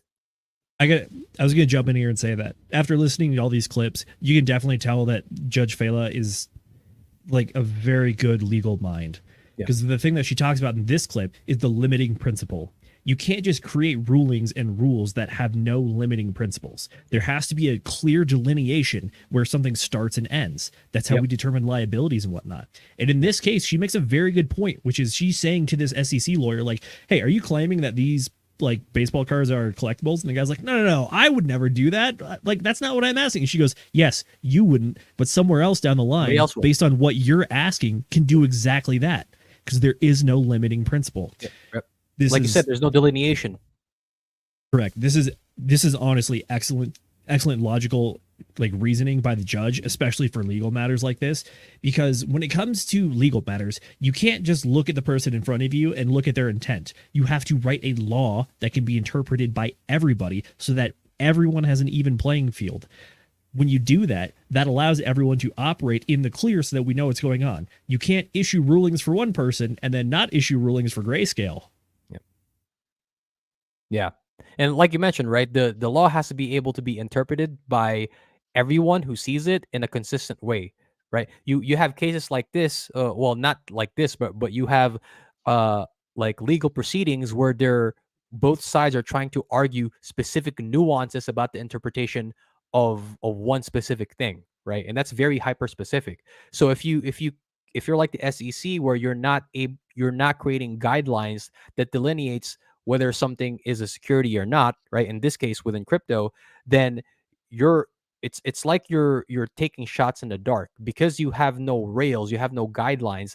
Anybody can come along at a later time and says, look, this series of collectibles, we think it's a security. Like Zenith said, you as the SEC lawyer may never do something like that, but because you're so hazy in how you present this case, that somebody else will be able to come somewhere down along the line and says, no, we think in this case it is a security, even though the SEC doesn't think that it is.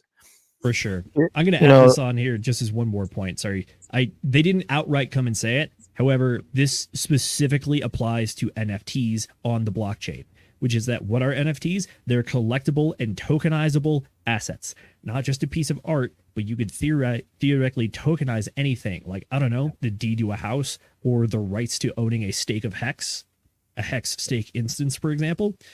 The idea that a collectible might be an NFT, it might be a tokenized asset, but that is the collectible asset. It is the exclusivity of it.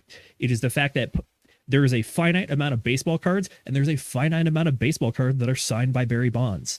It is the collectible aspect to it applied to the logical end, which is that these are completely unique assets. So, granted, just because they're on the blockchain doesn't mean it's a security or not. Because over here in paper, it's not. So, at what point between blockchain and paper does it cross that threshold? You know, it's hilarious. That's exactly where I was going, Z. Sorry That to and cut then you I off got then, brother. Yeah, no. You explained it great. But the other thing that I just kind of want to TLDR this a little bit.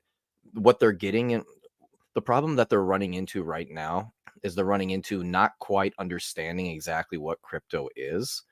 And I can see what they're trying to do is they're trying to fit like a foundation or a team of developers as a company, an established company, who then are putting out a product, who then are putting out a token, which would be considered like a stock, security stock, in which then you're going through something electrical, right? Or sorry, like a electronic exchange of some kind, in which then you're taking those. And so they're just connecting that. And they're taking that and saying, oh, this is why it's a security then. But they don't understand exactly what crypto is, like the little nuances of it. Hence why the whole staking thing, you know, the guy was just like, he had no idea. He's right? got no fucking clue, man. Yeah. And at one point in this, he literally says the Bitcoin token. And I'm just like, you do understand that coins are the ones that are on blockchains and then tokens are built off of the coins on blockchains. No, that's the thing, right? He doesn't even know the difference between what like the token and coins. He thinks that those two are mutually exclusive, but he doesn't know that like the token and a coin are two different things. To jump in here with a little bit of legal inside baseball as to why we might be seeing these failures with this SEC lawyer is something called Chevron deference, baby. If you follow the ATF and all of their misdealings or any other regulatory agency, you might know about Chevron deference. What that is basically there was a legal case of the name on it was Chevron versus some government entity. I can't remember. But the basic conclusion of it was that because these Congress will create laws. It is up to regulatory agencies to then interpret laws and make reasonable rules. No one can tell these regulatory agencies how to do a thing as long as they do the thing that is outlined by Congress. For example, I believe that one of the there was a legal suit where someone actually ended up suing the Coast Guard because they crashed their boat into some rocks at night, and they claimed that the rocks were not properly lit.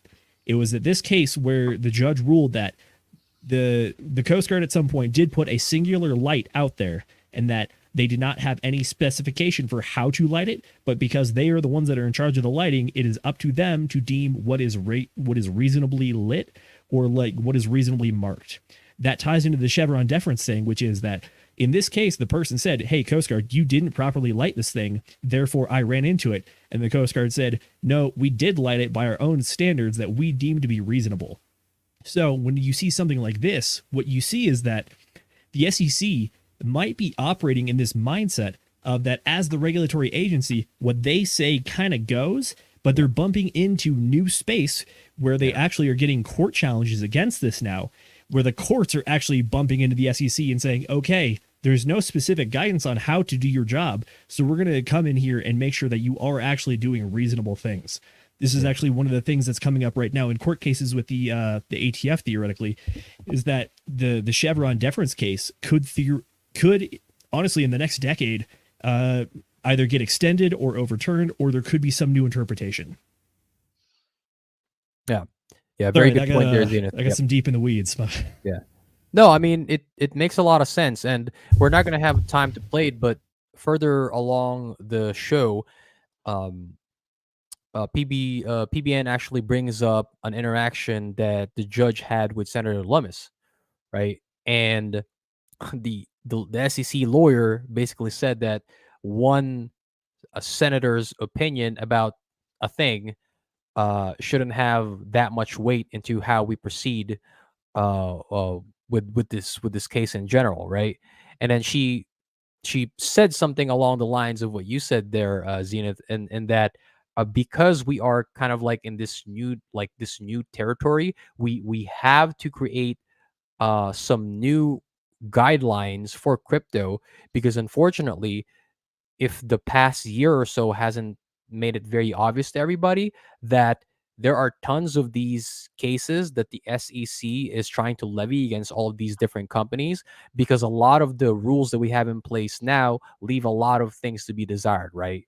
And so that's why she was like, well, it, it's probably important that I take this Senator Lummis opinion into consideration, because she's actually one of the regulators, right, that we have, as part of the Senate, and then we have also some regulators in Congress that are trying to create some new rules for cryptocurrency. That way, we avoid a lot of these things that have transpired over the past year and a half, right? With these legal battles between this entity, or on one hand, right, the SEC, and then other entities like Coinbase, Binance, RH, etc. Right? We have to have some new rules for something very new, because our old rules doesn't necessarily fit this mold perfectly.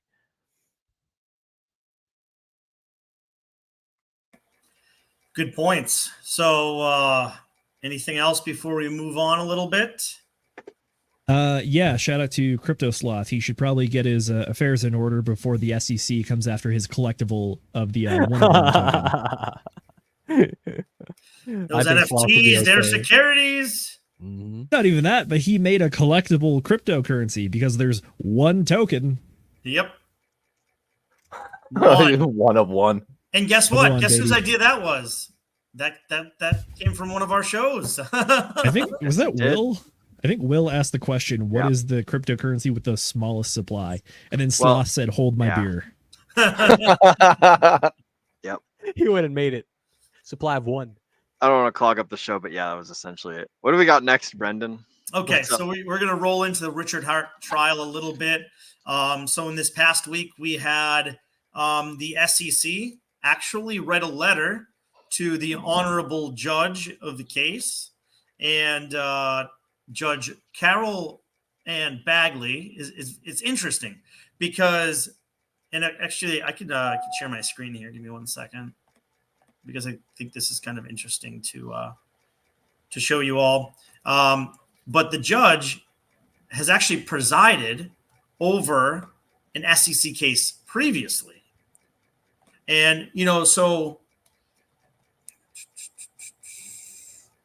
while you're looking that up, Brendan, to close out the proceedings with Coinbase, so PBN actually did a follow-up with one of his colleagues who's a lawyer, and what he basically said that he has a very high confidence that this case would be potentially dismissed in favor of Coinbase, and he says it's not super high, but it's like closing in 50%. And that's actually pretty relatively high, because the chances of dismissal usually is very low in court, because the judge presiding over the case has to consider that what is that. I think they refer to it as how plausible it is, right? If there is some possibility that Coinbase having these 13 tokens on their platform somehow constitutes an investment contract, that she has to go to trial, right? And so, but according to the lawyer that he had on the following show, that he says he's there's a lower than 50% chance that the judge actually dismisses the case, which is still very, very, very high. So we'll see what happens over the next few months regarding this. Yeah, and there was somebody from I don't know who you said that was, Jay, but there's somebody in JP Morgan, I believe it was, saying that they think Coinbase has a 70% chance to either have it dismissed. Yeah, so that's higher than I think I'd give it. Like you said, it's rare that these cases get thrown out, but that pre-trial between the judge and Coinbase just showed that how ill prepared they were. It's like they just assumed that they can go to trial, so that now that they have X amount more months to actually figure out what they're actually trying to nail Coinbase on, right? And then they come up in a pretrial and they're caught with their pants down, essentially. So dun. Yeah. Okay. I'm pretty sure that they're actually going to be blaming it on the judge, and they're going to be trying to find a new judge. I bet you that's what they'll do. They can't point fingers at themselves. They're going to be pointing at somebody else.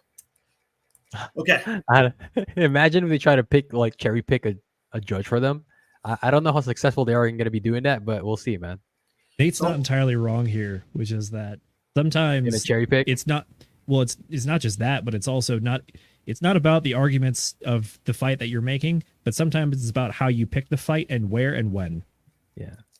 That's why you see people try to dismiss cases on like failure to follow policy, failure to acquire evidence. This evidence was not submitted to the court in time, therefore it's inadmissible. And you're like, but Your Honor, my entire argument relies on this thing. And the guy says, get bent. You didn't file it in the correct way, therefore you're not allowed to use it. So, or like I said, you stuff didn't like follow this, it in time. yeah, it's not unheard of. Like you can, like people play these games all the time. You win however you can. You don't necessarily have to win on the arguments. Yeah. All right.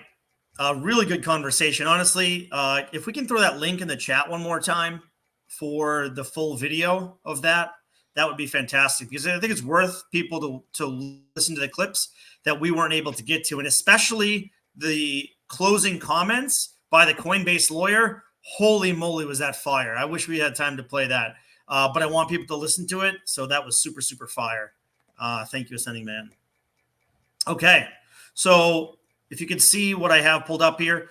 So, essentially Richard Hart's lawyers, the 11 lawyers, had put a motion. First they said, hey, can we have a pretrial hearing? And then they said, these are the dates that we suggest that the trials go for. So the defendants have until X amount of time to respond, and then we'll get into that.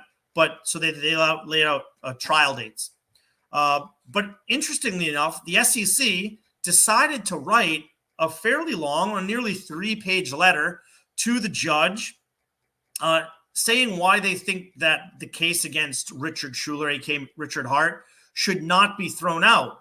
And it's kind of, parts of this are really laughable. Again, similarly to how the SEC in Coinbase, it's just like, wow, just like a loss of words. So the first thing, and you can see here, number one, they're saying the court has personal jurisdiction over defendants who are properly served. So they go into this, and you can see down here in CEG, SEC versus Plex Corps.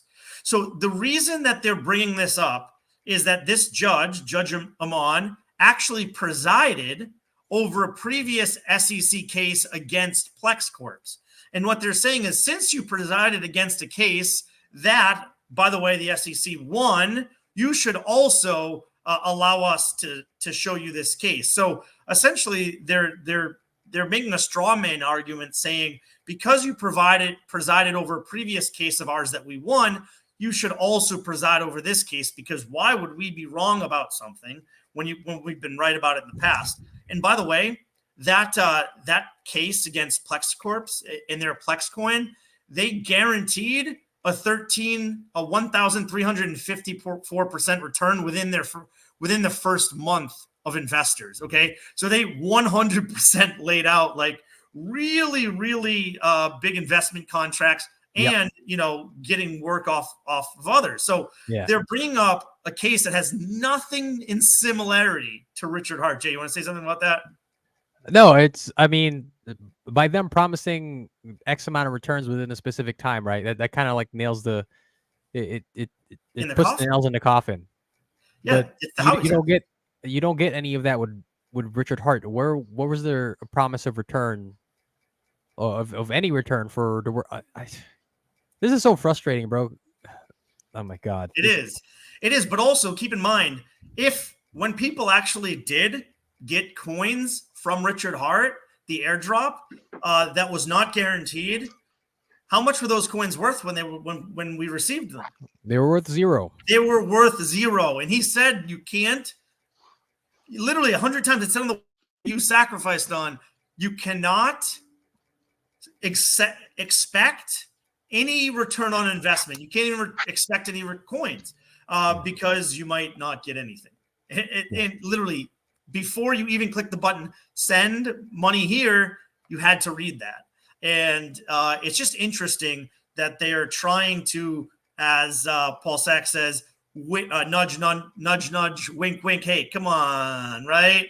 Come on. Well, you already presided over one of our cases, and we're great. We won that case. So That was the first thing. It's just very interesting because the SEC did not have to file this letter. This is actually not that common in cases like this. Most of the time, it's on the defendant to explain why they are, not in the wrong. And so for the SEC, what's that? It's totally opposite of like what the legal system's supposed to be. Exactly. The SEC is coming back out and saying, no. Look, this is a real case. We have a real case against him. I swear.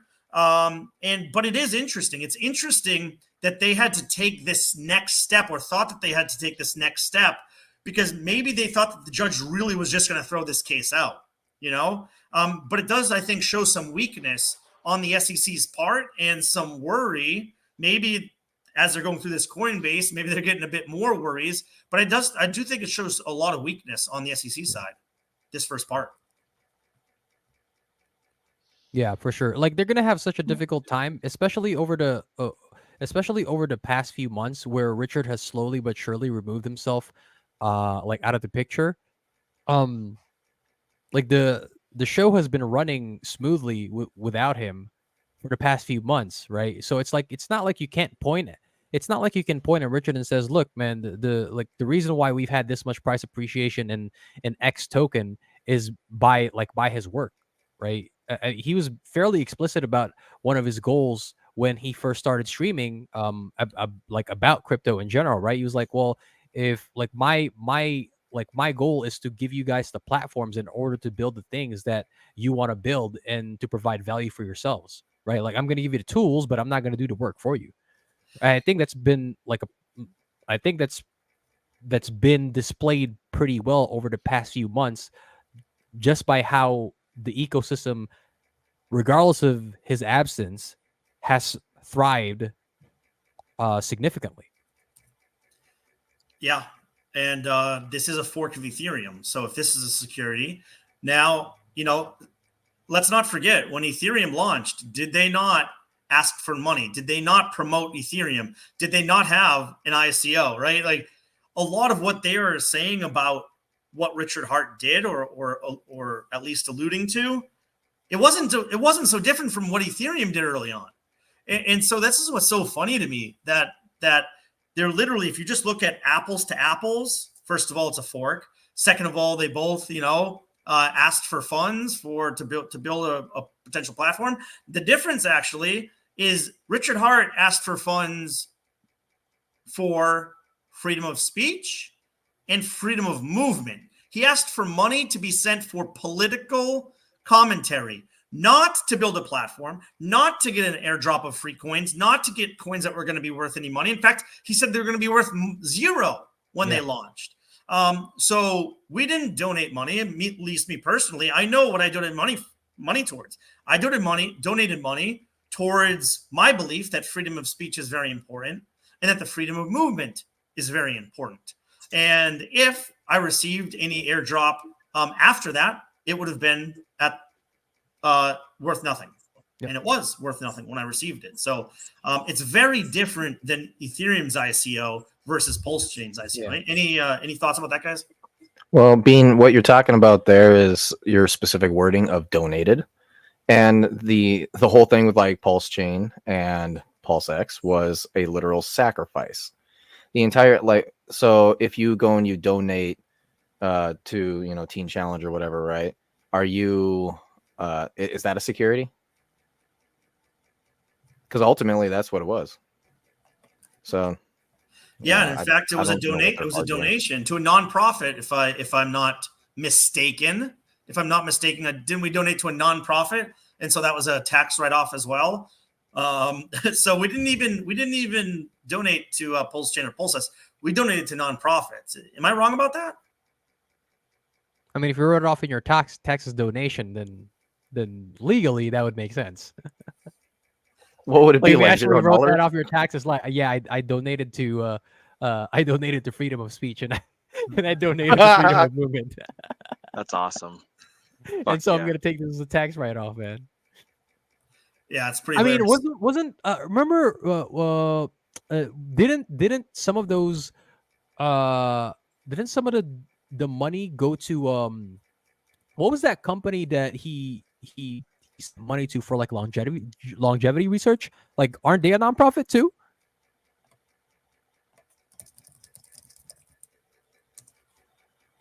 Sorry, Jay, I missed that. My bad, but I'm not sure. Never heard that. Yeah, Richard Hart has done a little bit of like, I guess philanthropy is the best word for it, talking about longevity research. This is one of the topics he talks about in the book Sci-Vive. So shoot, I don't know the answer to this, but I bet if you asked a wild SJ, she would definitely know the answer to that. That's what I was gonna say. SJ, we need you. Yeah, where you at? So we'll try to put we'll try to get a link to these documents and put them into the description of this video once it launches. So just FYI on that. But essentially what the SEC is doing in most of these is just reiterating what their entire basis, what the entire case is, or what they think their case is against Richard Hart. Again, they say he used user funds. I think it's on the next page here. He used users' funds to buy the largest diamond. And let me see, am I on the right page here? Yeah, misappropriation of like user funds, right? Customer yeah, funds. Here you go. Yeah, 12.1 million of Pulse Chain Hearts for the Enigma diamond, luxury watches, high-end automobiles. I don't think that they realize how expensive that diamond was. I don't think they realized that Richard Hart was stupid wealthy before this. Like, yeah, the man's made so much money before any of this Hex or Pulse Chain stuff. Personally, when I read through the entire document, by the way, if you want a great breakdown of this, go over to Rags to Riches, friend of the channel. He does a full stream where he reads the entire accusational document line by line. It was like 70 pages or something. And he goes through each and every one of them. And you can just tell that the people that wrote the document lack a fundamental understanding of the situation, the people, or the assets involved. Yep. It's got to be like malicious ignorance. Is my the way that I would put it. Like, they are, I think they're just flexing to try and take down a thing that they don't like because X, Y, and Z reason. Like, none of it, again, I'll refer back to what I was saying earlier about it lacking any sort of logical train of reasoning or whatever, you know. This is something that a gentleman who enjoys orange juice with precisely 3 ice cubes in it talks about, which is that Sami, by the way, go confirm your friendship. Sami talks about how one of the possible reasons that this case even came to light was there were perverse incentives created by a bounty system created by the SEC, saying that, hey, if you basically snitch on people, we'll give you a percentage of the damages that you're chasing. So in this case, someone was chasing over $1 million worth of damages, and it was like somewhere between 20 and 30%. They're like, oh yeah, sure, I'll just make like $200,000 to $300,000 for just making up stuff about Richard, and we'll see if the SEC takes it. Yeah. Could I make a wild conspiracy theory here? Yes, absolutely. Put on the tinfoil hat. I got one too when you're done, mate. So what would happen if Richard Hart purposely had somebody go and snitch on him? Bro, that was mine. Fuck, you beat me. and then that person gets hundreds of thousands of dollars that he puts back into Pulse later to pump Is this the bags, right? inside job to rob the SEC for their own money? Well, hold on. I don't think they get any money unless Richard Hart actually loses the case, right? Correct, maybe. Correct. But he on gets the to other make side of it too, though, it would be the FUD, right? That would shake out weak hands, who these weak hands will later on buy green candles as soon as they see it coming back in. So if you shake out the weak hands, then you start pumping it, and then those weak hands are like, oh, it's pumping again, bam. So Bro, just what a my cool word. Theory. I'll say this: when you originally pitched that, I bet some people out there are thinking that you put on 5 or 6 layers of tinfoil for that hat. But the truth is, that's a 1-layer tinfoil hat, because that's saying that, like, I don't know, this is not outside of the wheelhouse. This is not something that's happened before or is even possible to think about. So here's the best part about that too. Just one thing real quick, and then I'll be done. With what you just said right there, that's going to mean that the Will. That means that literally guy. Richard Hart is owning the crap out of the SEC because he engineered it and now he can embarrass them. And he's the one, like, this is embarrassment on so many levels for them. That's true, but also to give some credence to your theory here is that Richard Hart actively and extensively has talked about in the past how he wants to weed out weak hands out of all sectors of crypto, whether it's Bitcoin, Ethereum, NFTs, or even anything else, especially his projects. Mm-hmm. Yeah, you know, the other thing, though, we know that a lot of people just dislike Richard Hart, be it his outrage marketing, be it his love to tell you how smart he is and other things about himself. Talk about a rather large member that he has. Yeah. But, you know, even before all of that, there were just a lot of people that thought he was a scammer, didn't like Hex. And then when Hex, you know, pops off, you know, second highest coin last cycle, second largest gains of any coin last cycle. Only behind Sheeb. Yeah, only behind Sheeb. And you know, my point is, he has a lot of haters. It's not too far to think that he just has someone that dislikes him and says, "Hey, I can drag this guy through the mud to make the SEC go after him, and maybe I'll even get some hundreds of thousands or millions of dollars out of it." Right? That doesn't seem too far off for me either. Hey, shout out to SJ in the chat, man. A wild SJ appeared. Hey, almost on time. Perfect. Yeah, like, we were too eerie. We wanted to know what the foundation was that Richard donated a ton of money to for longevity research. But PhD in the chat, beat you to it, SJ. It was the Sense Foundation, actually. Yeah, so thank you to both. But hey, you know what the cool thing about crypto is that all of these accusations that they're outlining here in this little article, right? You could follow the paper trail. Right, because all the transactions are right there on the blockchain. So if they really wanted to prove that Richard Hart misappropriated user funds to buy this diamond, to buy the cars, to buy the clothes, and they can follow the paper trail quite easily, right? And I think when they do that, because inevitably they are going to have to do that if you wanted to prove something, what they're going to find is none of that stuff actually happened, right? Yeah. So it's just funny to me that, you know, the defendant, you know, puts in their paperwork to the SEC as they have to, right? He gets served and he has to show up. They do that. And then the SEC literally sends a note to the judge saying, "Hey, you presided over one of our cases before, so you shouldn't throw this one out." And then they just reiterate everything that they said previously. He used user funds.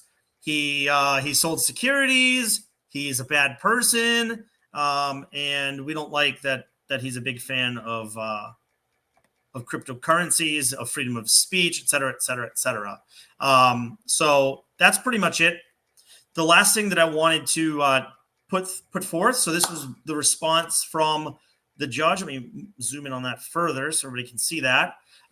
They actually said there's no need for a pre-motion conference, right? Which is what we saw, which was what we just saw in the Coinbase SEC earlier. And the judge agreed to Richard Hart's lawyers' dates and timeline for this. So the defendant's motion is due April 8th. The plaintiff's response is due by July 8th. And then the defendants can reply if they want to on August 22nd. So there'll be no extension. So the SEC can't say, "Hey, we want to push this back. We want to push this back." This is already a generous schedule by Richard Hart lawyers, right? Good news. It is good news. And I think it's smart by Richard Hart lawyers to have a generous schedule so that the judge had to first accept, and second of all, put in that little note that there will be no extensions. We are sticking to these dates, and then we'll have an oral argument on October 24th.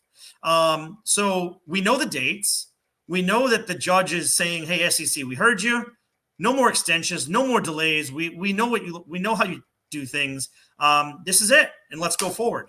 So I honestly think that this is a pretty good thing overall. Yeah, because this is that first oral argument is October 2024.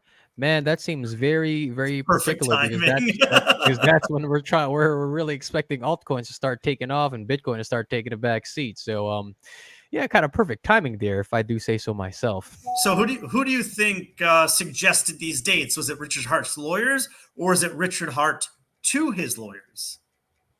Probably something like a combination of both?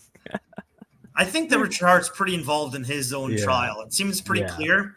You know, before he was officially served and before his lawyers were hired, well, that we knew that they were hired, you know, he posted a few things about other trials and how those trials should attack the SEC's arguments against them. Yep. And he went through them in very much detail. And so I think that Richard Hart is going to be very, very involved in behind the scenes with his lawyers, because there isn't anyone that understands this space better than him. And for him to be able to work with the best lawyers in the country, many of which have presided over either cryptocurrency cases or have been in the SEC themselves, for him to be able to provide this otherworldly amount of knowledge in the cryptocurrency space, it just gives him such a strong team to be able to fight the SEC, which we've just seen in the Coinbase SEC case, that they are literally can't even get out of their own way. Yeah. Hey, to kind of round off the show here, there's a really good question here by our guy Paul Sachs that I wanted to get everybody's thoughts on, right? If we could highlight this here, it says, attempted murder of a man's public reputation is what's on trial. The problem is, where does he go to restore his reputation after beating his case? I actually think that Richard Hart doesn't have a problem restoring his reputation after this case. And I have my reasons, but I want to get everybody's thoughts on this first. Well, I know one way to get your reputation back: green candles. You know, we're going to see a massive pump if and when he beats the SEC in court. In my opinion, I think there's not even a chance if it even gets to court, which I think it will go to trial, because, again, we already laid out that it's rare for cases to get dismissed. If Coinbase case gets dismissed, which we think there's a 50% chance or better maybe, then I think that does lead a potential increase of the chance for Richard Hart to be dismissed. However, when he beats the SEC, in my opinion, green candles. There's not more that's going to bring him a benefit than first beating the SEC in case, being the first, you know, person to really stand up to the SEC as an individual, not as a company. So if he beats the SEC, that's not just for him, that's for the whole community, and green candles. I mean, those two things alone are going to really bring up, maybe not even bring his it might increase his standing in the community prior to where it was previously.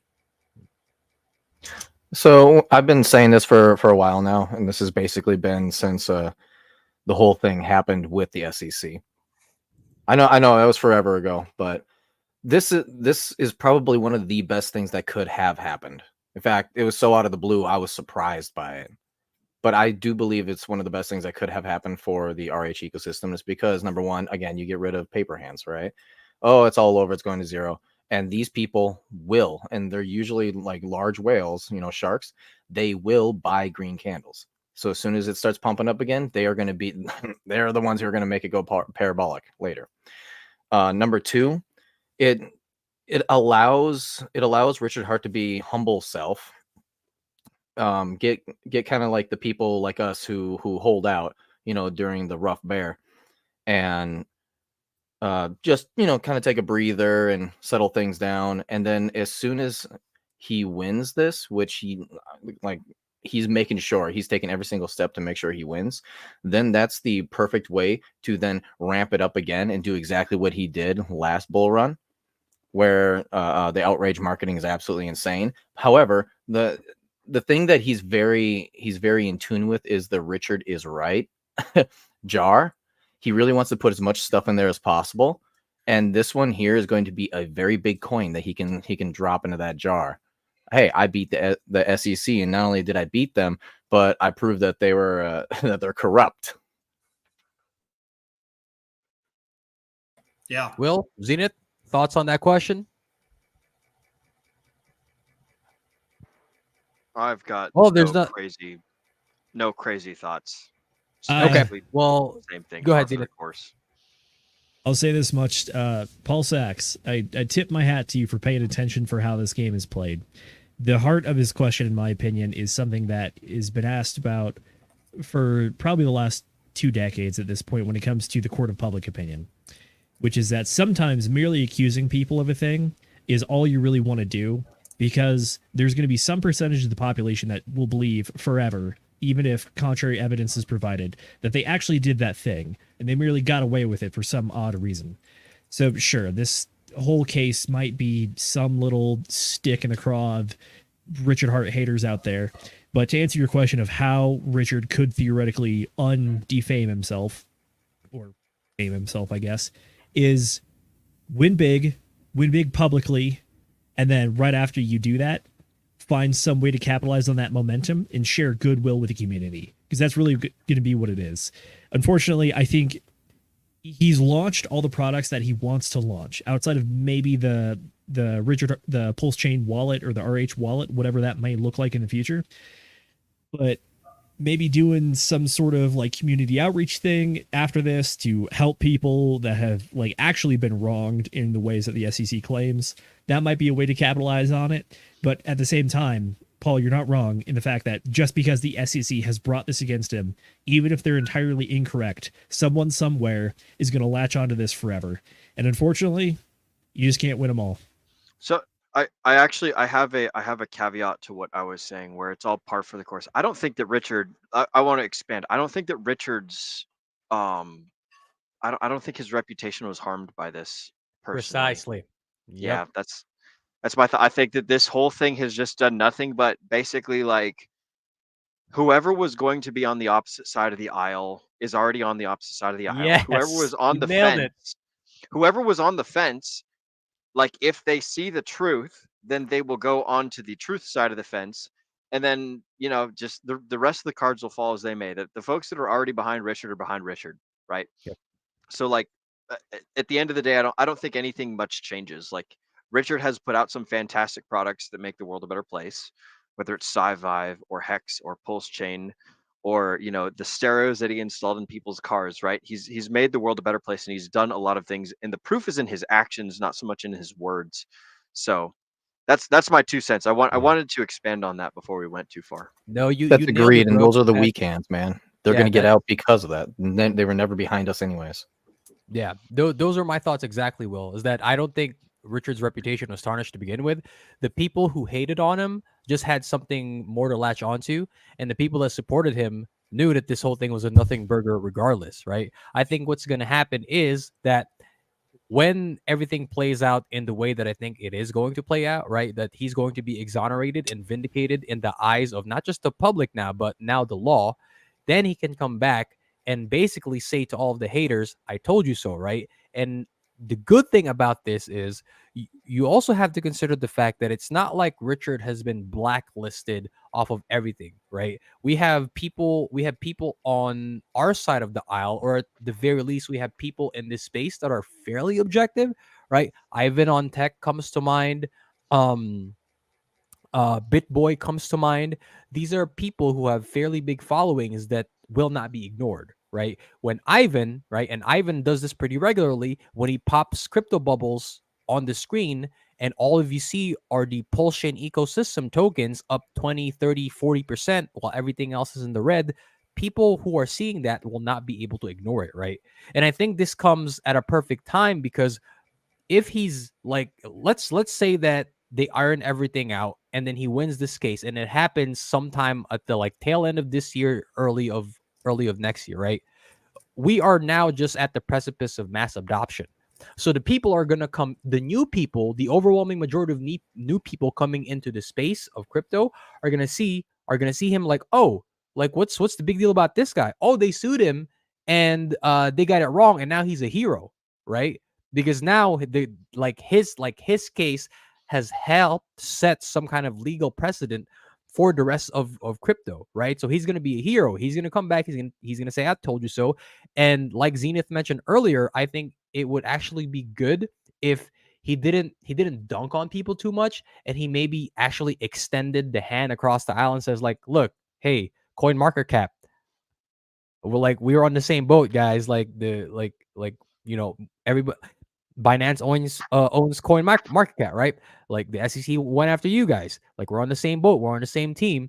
Like, I went against them, and I know that we haven't exactly been on good terms. You put me on the third page of your, like, you haven't listed my stuff properly. Maybe now we can like help each other out because like we're basically on the same team here. Like I think reaching out and extending that goodwill to all of the other people and all of the other companies that the SEC has come and hit, I think that's going to be part of the good marketing, right? And then the people who are still going to hate on him, then he can proceed to dunk on those guys, right? But overall, I think like at the very end of it, like Richard is not going to have any trouble getting back on and getting people on his side again, right? Because I don't think any of this harmed his reputation, like, to begin with, to be quite honest. Yeah, but so say it did or didn't. I think the best part of this is that it can improve his reputation either way. So if it didn't have any effect, he still has an ability, as you were saying, Jay, to improve who he is within the crypto sphere, because he's helping so many people. Because this isn't just about Richard Hart and the SEC. This is about crypto in general. This is about the SEC overstepping their bonds and essentially, trying to bring everything into securities, maybe even collectibles, maybe even Beanie Babies, maybe even Magic cards, whatever the case may be. Coinbase is clearly going to win that case, in my opinion. But I think that Richard Hart's, I think he actually improves what people think of him after this. And I could see, Sachs and Zenith are posting the chart, the perception is reality. Yes, in general, I agree with that statement, right? And I know the exception does not make the rule, but I think this is one of those times where this is one of the exceptions, right? One very recent thing that comes to mind is the Amber Heard versus Johnny Depp case, right? The perception of Johnny Depp going into that is that he's this horrible, like, woman beater, abuser, manipulator, etc. But he came out of that case complete, like, maybe not unscathed financially, but his reputation not only remained intact, but it actually improved after the case, right? I think this is just my personal opinion, but I think this is one of those very rare exceptions to that rule of perception is reality and public opinion matters significantly, right? I think this is one of the few exceptions to that rule. Yeah, the way that perception is truth until it is no longer truth. And generally through that, it's proven that the perception is incorrect via either math or what we humans would perceive as the absolute truth, such as like photos and actual documentation and things like that. Yep, we can believe that 2 + 2 is 5 until all the bridges and buildings fall down with people inside of them and people die. So it's like, that's what it ultimately boils down to. Yeah. Brendan, you look anticipatory of ending this. Let's go ahead and close out, man. Well, I was typing a super chat. Oh, wow, fuck yeah. I just want to, honestly, this has been a great show. The community has just been absolutely fantastic. And I just want to thank everybody again. Honestly, all of the people that have supported us, other influencers, other streamers like Crypto Sloth and Brothers and Axis. And I mean, we've had so many guests that have come on our show back when we had very, very, very few viewers, very few subscribers, that gave us a chance and really wanted to prop us up within the community. And we wouldn't be here without all of that support, without the people that watch our show, without the people that have come on to our show, all of the guests and all the people that have given us beautiful shout outs, all the people that have created DGen Roundtable tokens as a way to teach our community how to create their own token. Wild SJ. I mean, there's so many people that have just been so supportive of us, and the Hex community, the Pulse Chain community have really helped to hop on and give huge support. And of course, that's what we expect out of that community. So we appreciate it, everybody. We are going to quickly close out here. I'll throw it to each person, and then I will close it out for the end. Nate, what you got, buddy? I'm actually going to be doing my show this Tuesday because I was able to get the time all put together and all that. It's kind of funny. I've been sitting on my freaking notes and stuff, and it's like, oh, I have so many other things right now that I got to take care of. I just can't do it today. And yeah, it is what it is. Like, to be truthful, the past couple of weeks for our channel, there's been a lot of explosive things happening. So yeah, it's an important time for us, and of course, you guys. I'm trying to help you out as much as I possibly can. So, putting all my time to y'all is the best. I would say the best spending of my time. Will, I can totally hear you. Will. I had my manual mute going on. So I just want to say, thank you, Crypto Sloth. When DRT Moon, that was actually my super chat. So Jay, at some point, I expect you to do some TA on Will DRT. do, sir.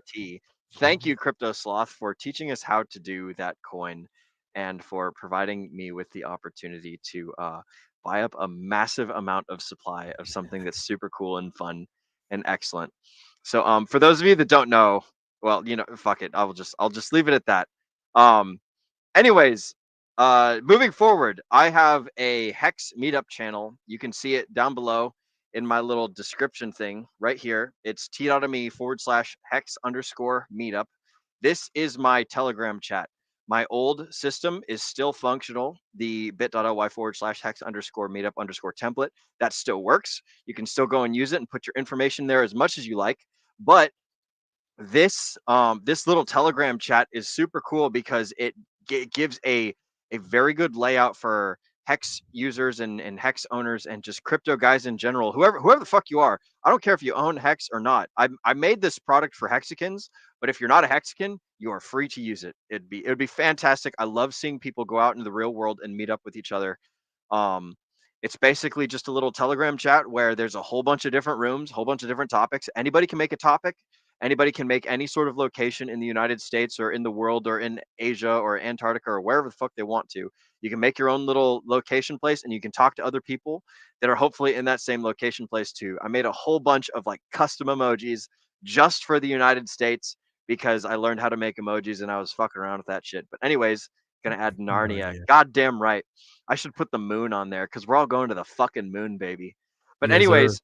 t.me/Hex_Meetup. Also, if you guys aren't already in our Telegram, other direction. Down below, this way, as you can see, there's my green screen. Wow, look at that. Down below, you can see this QR code underneath Zenith. Go ahead and scan that with your phone or with your computer, or type into your URL, your uniform resource locator on your computer, bit.ly/degenerate_roundtable. All right. Which wristwatches are Swiss wristwatches? I can do it. I promise. All right. So type in degenerate_roundtable after the bit.ly/, and that will bring you into our Telegram chat. I'm going to post that here in a second once I figure out how to use my damn keyboard. But that'll bring you into our Telegram chat. So join that. It's free for now. It's not always going to be free, but join our Telegram, be a part of the community, and come hang out. Come be a part of the Degen Roundtable. That's all I got. Back to you, whoever. Zenith, I suppose you're next, right? I guess it is me. Yeah, I am Zenith. You can find me on YouTube, Instagram, and Twitter at Hex Space Force or Hexico Space Force. And then obviously we will be doing book club this Friday. We're going to be covering how to win friends and influence people. It's why it's this tag right here.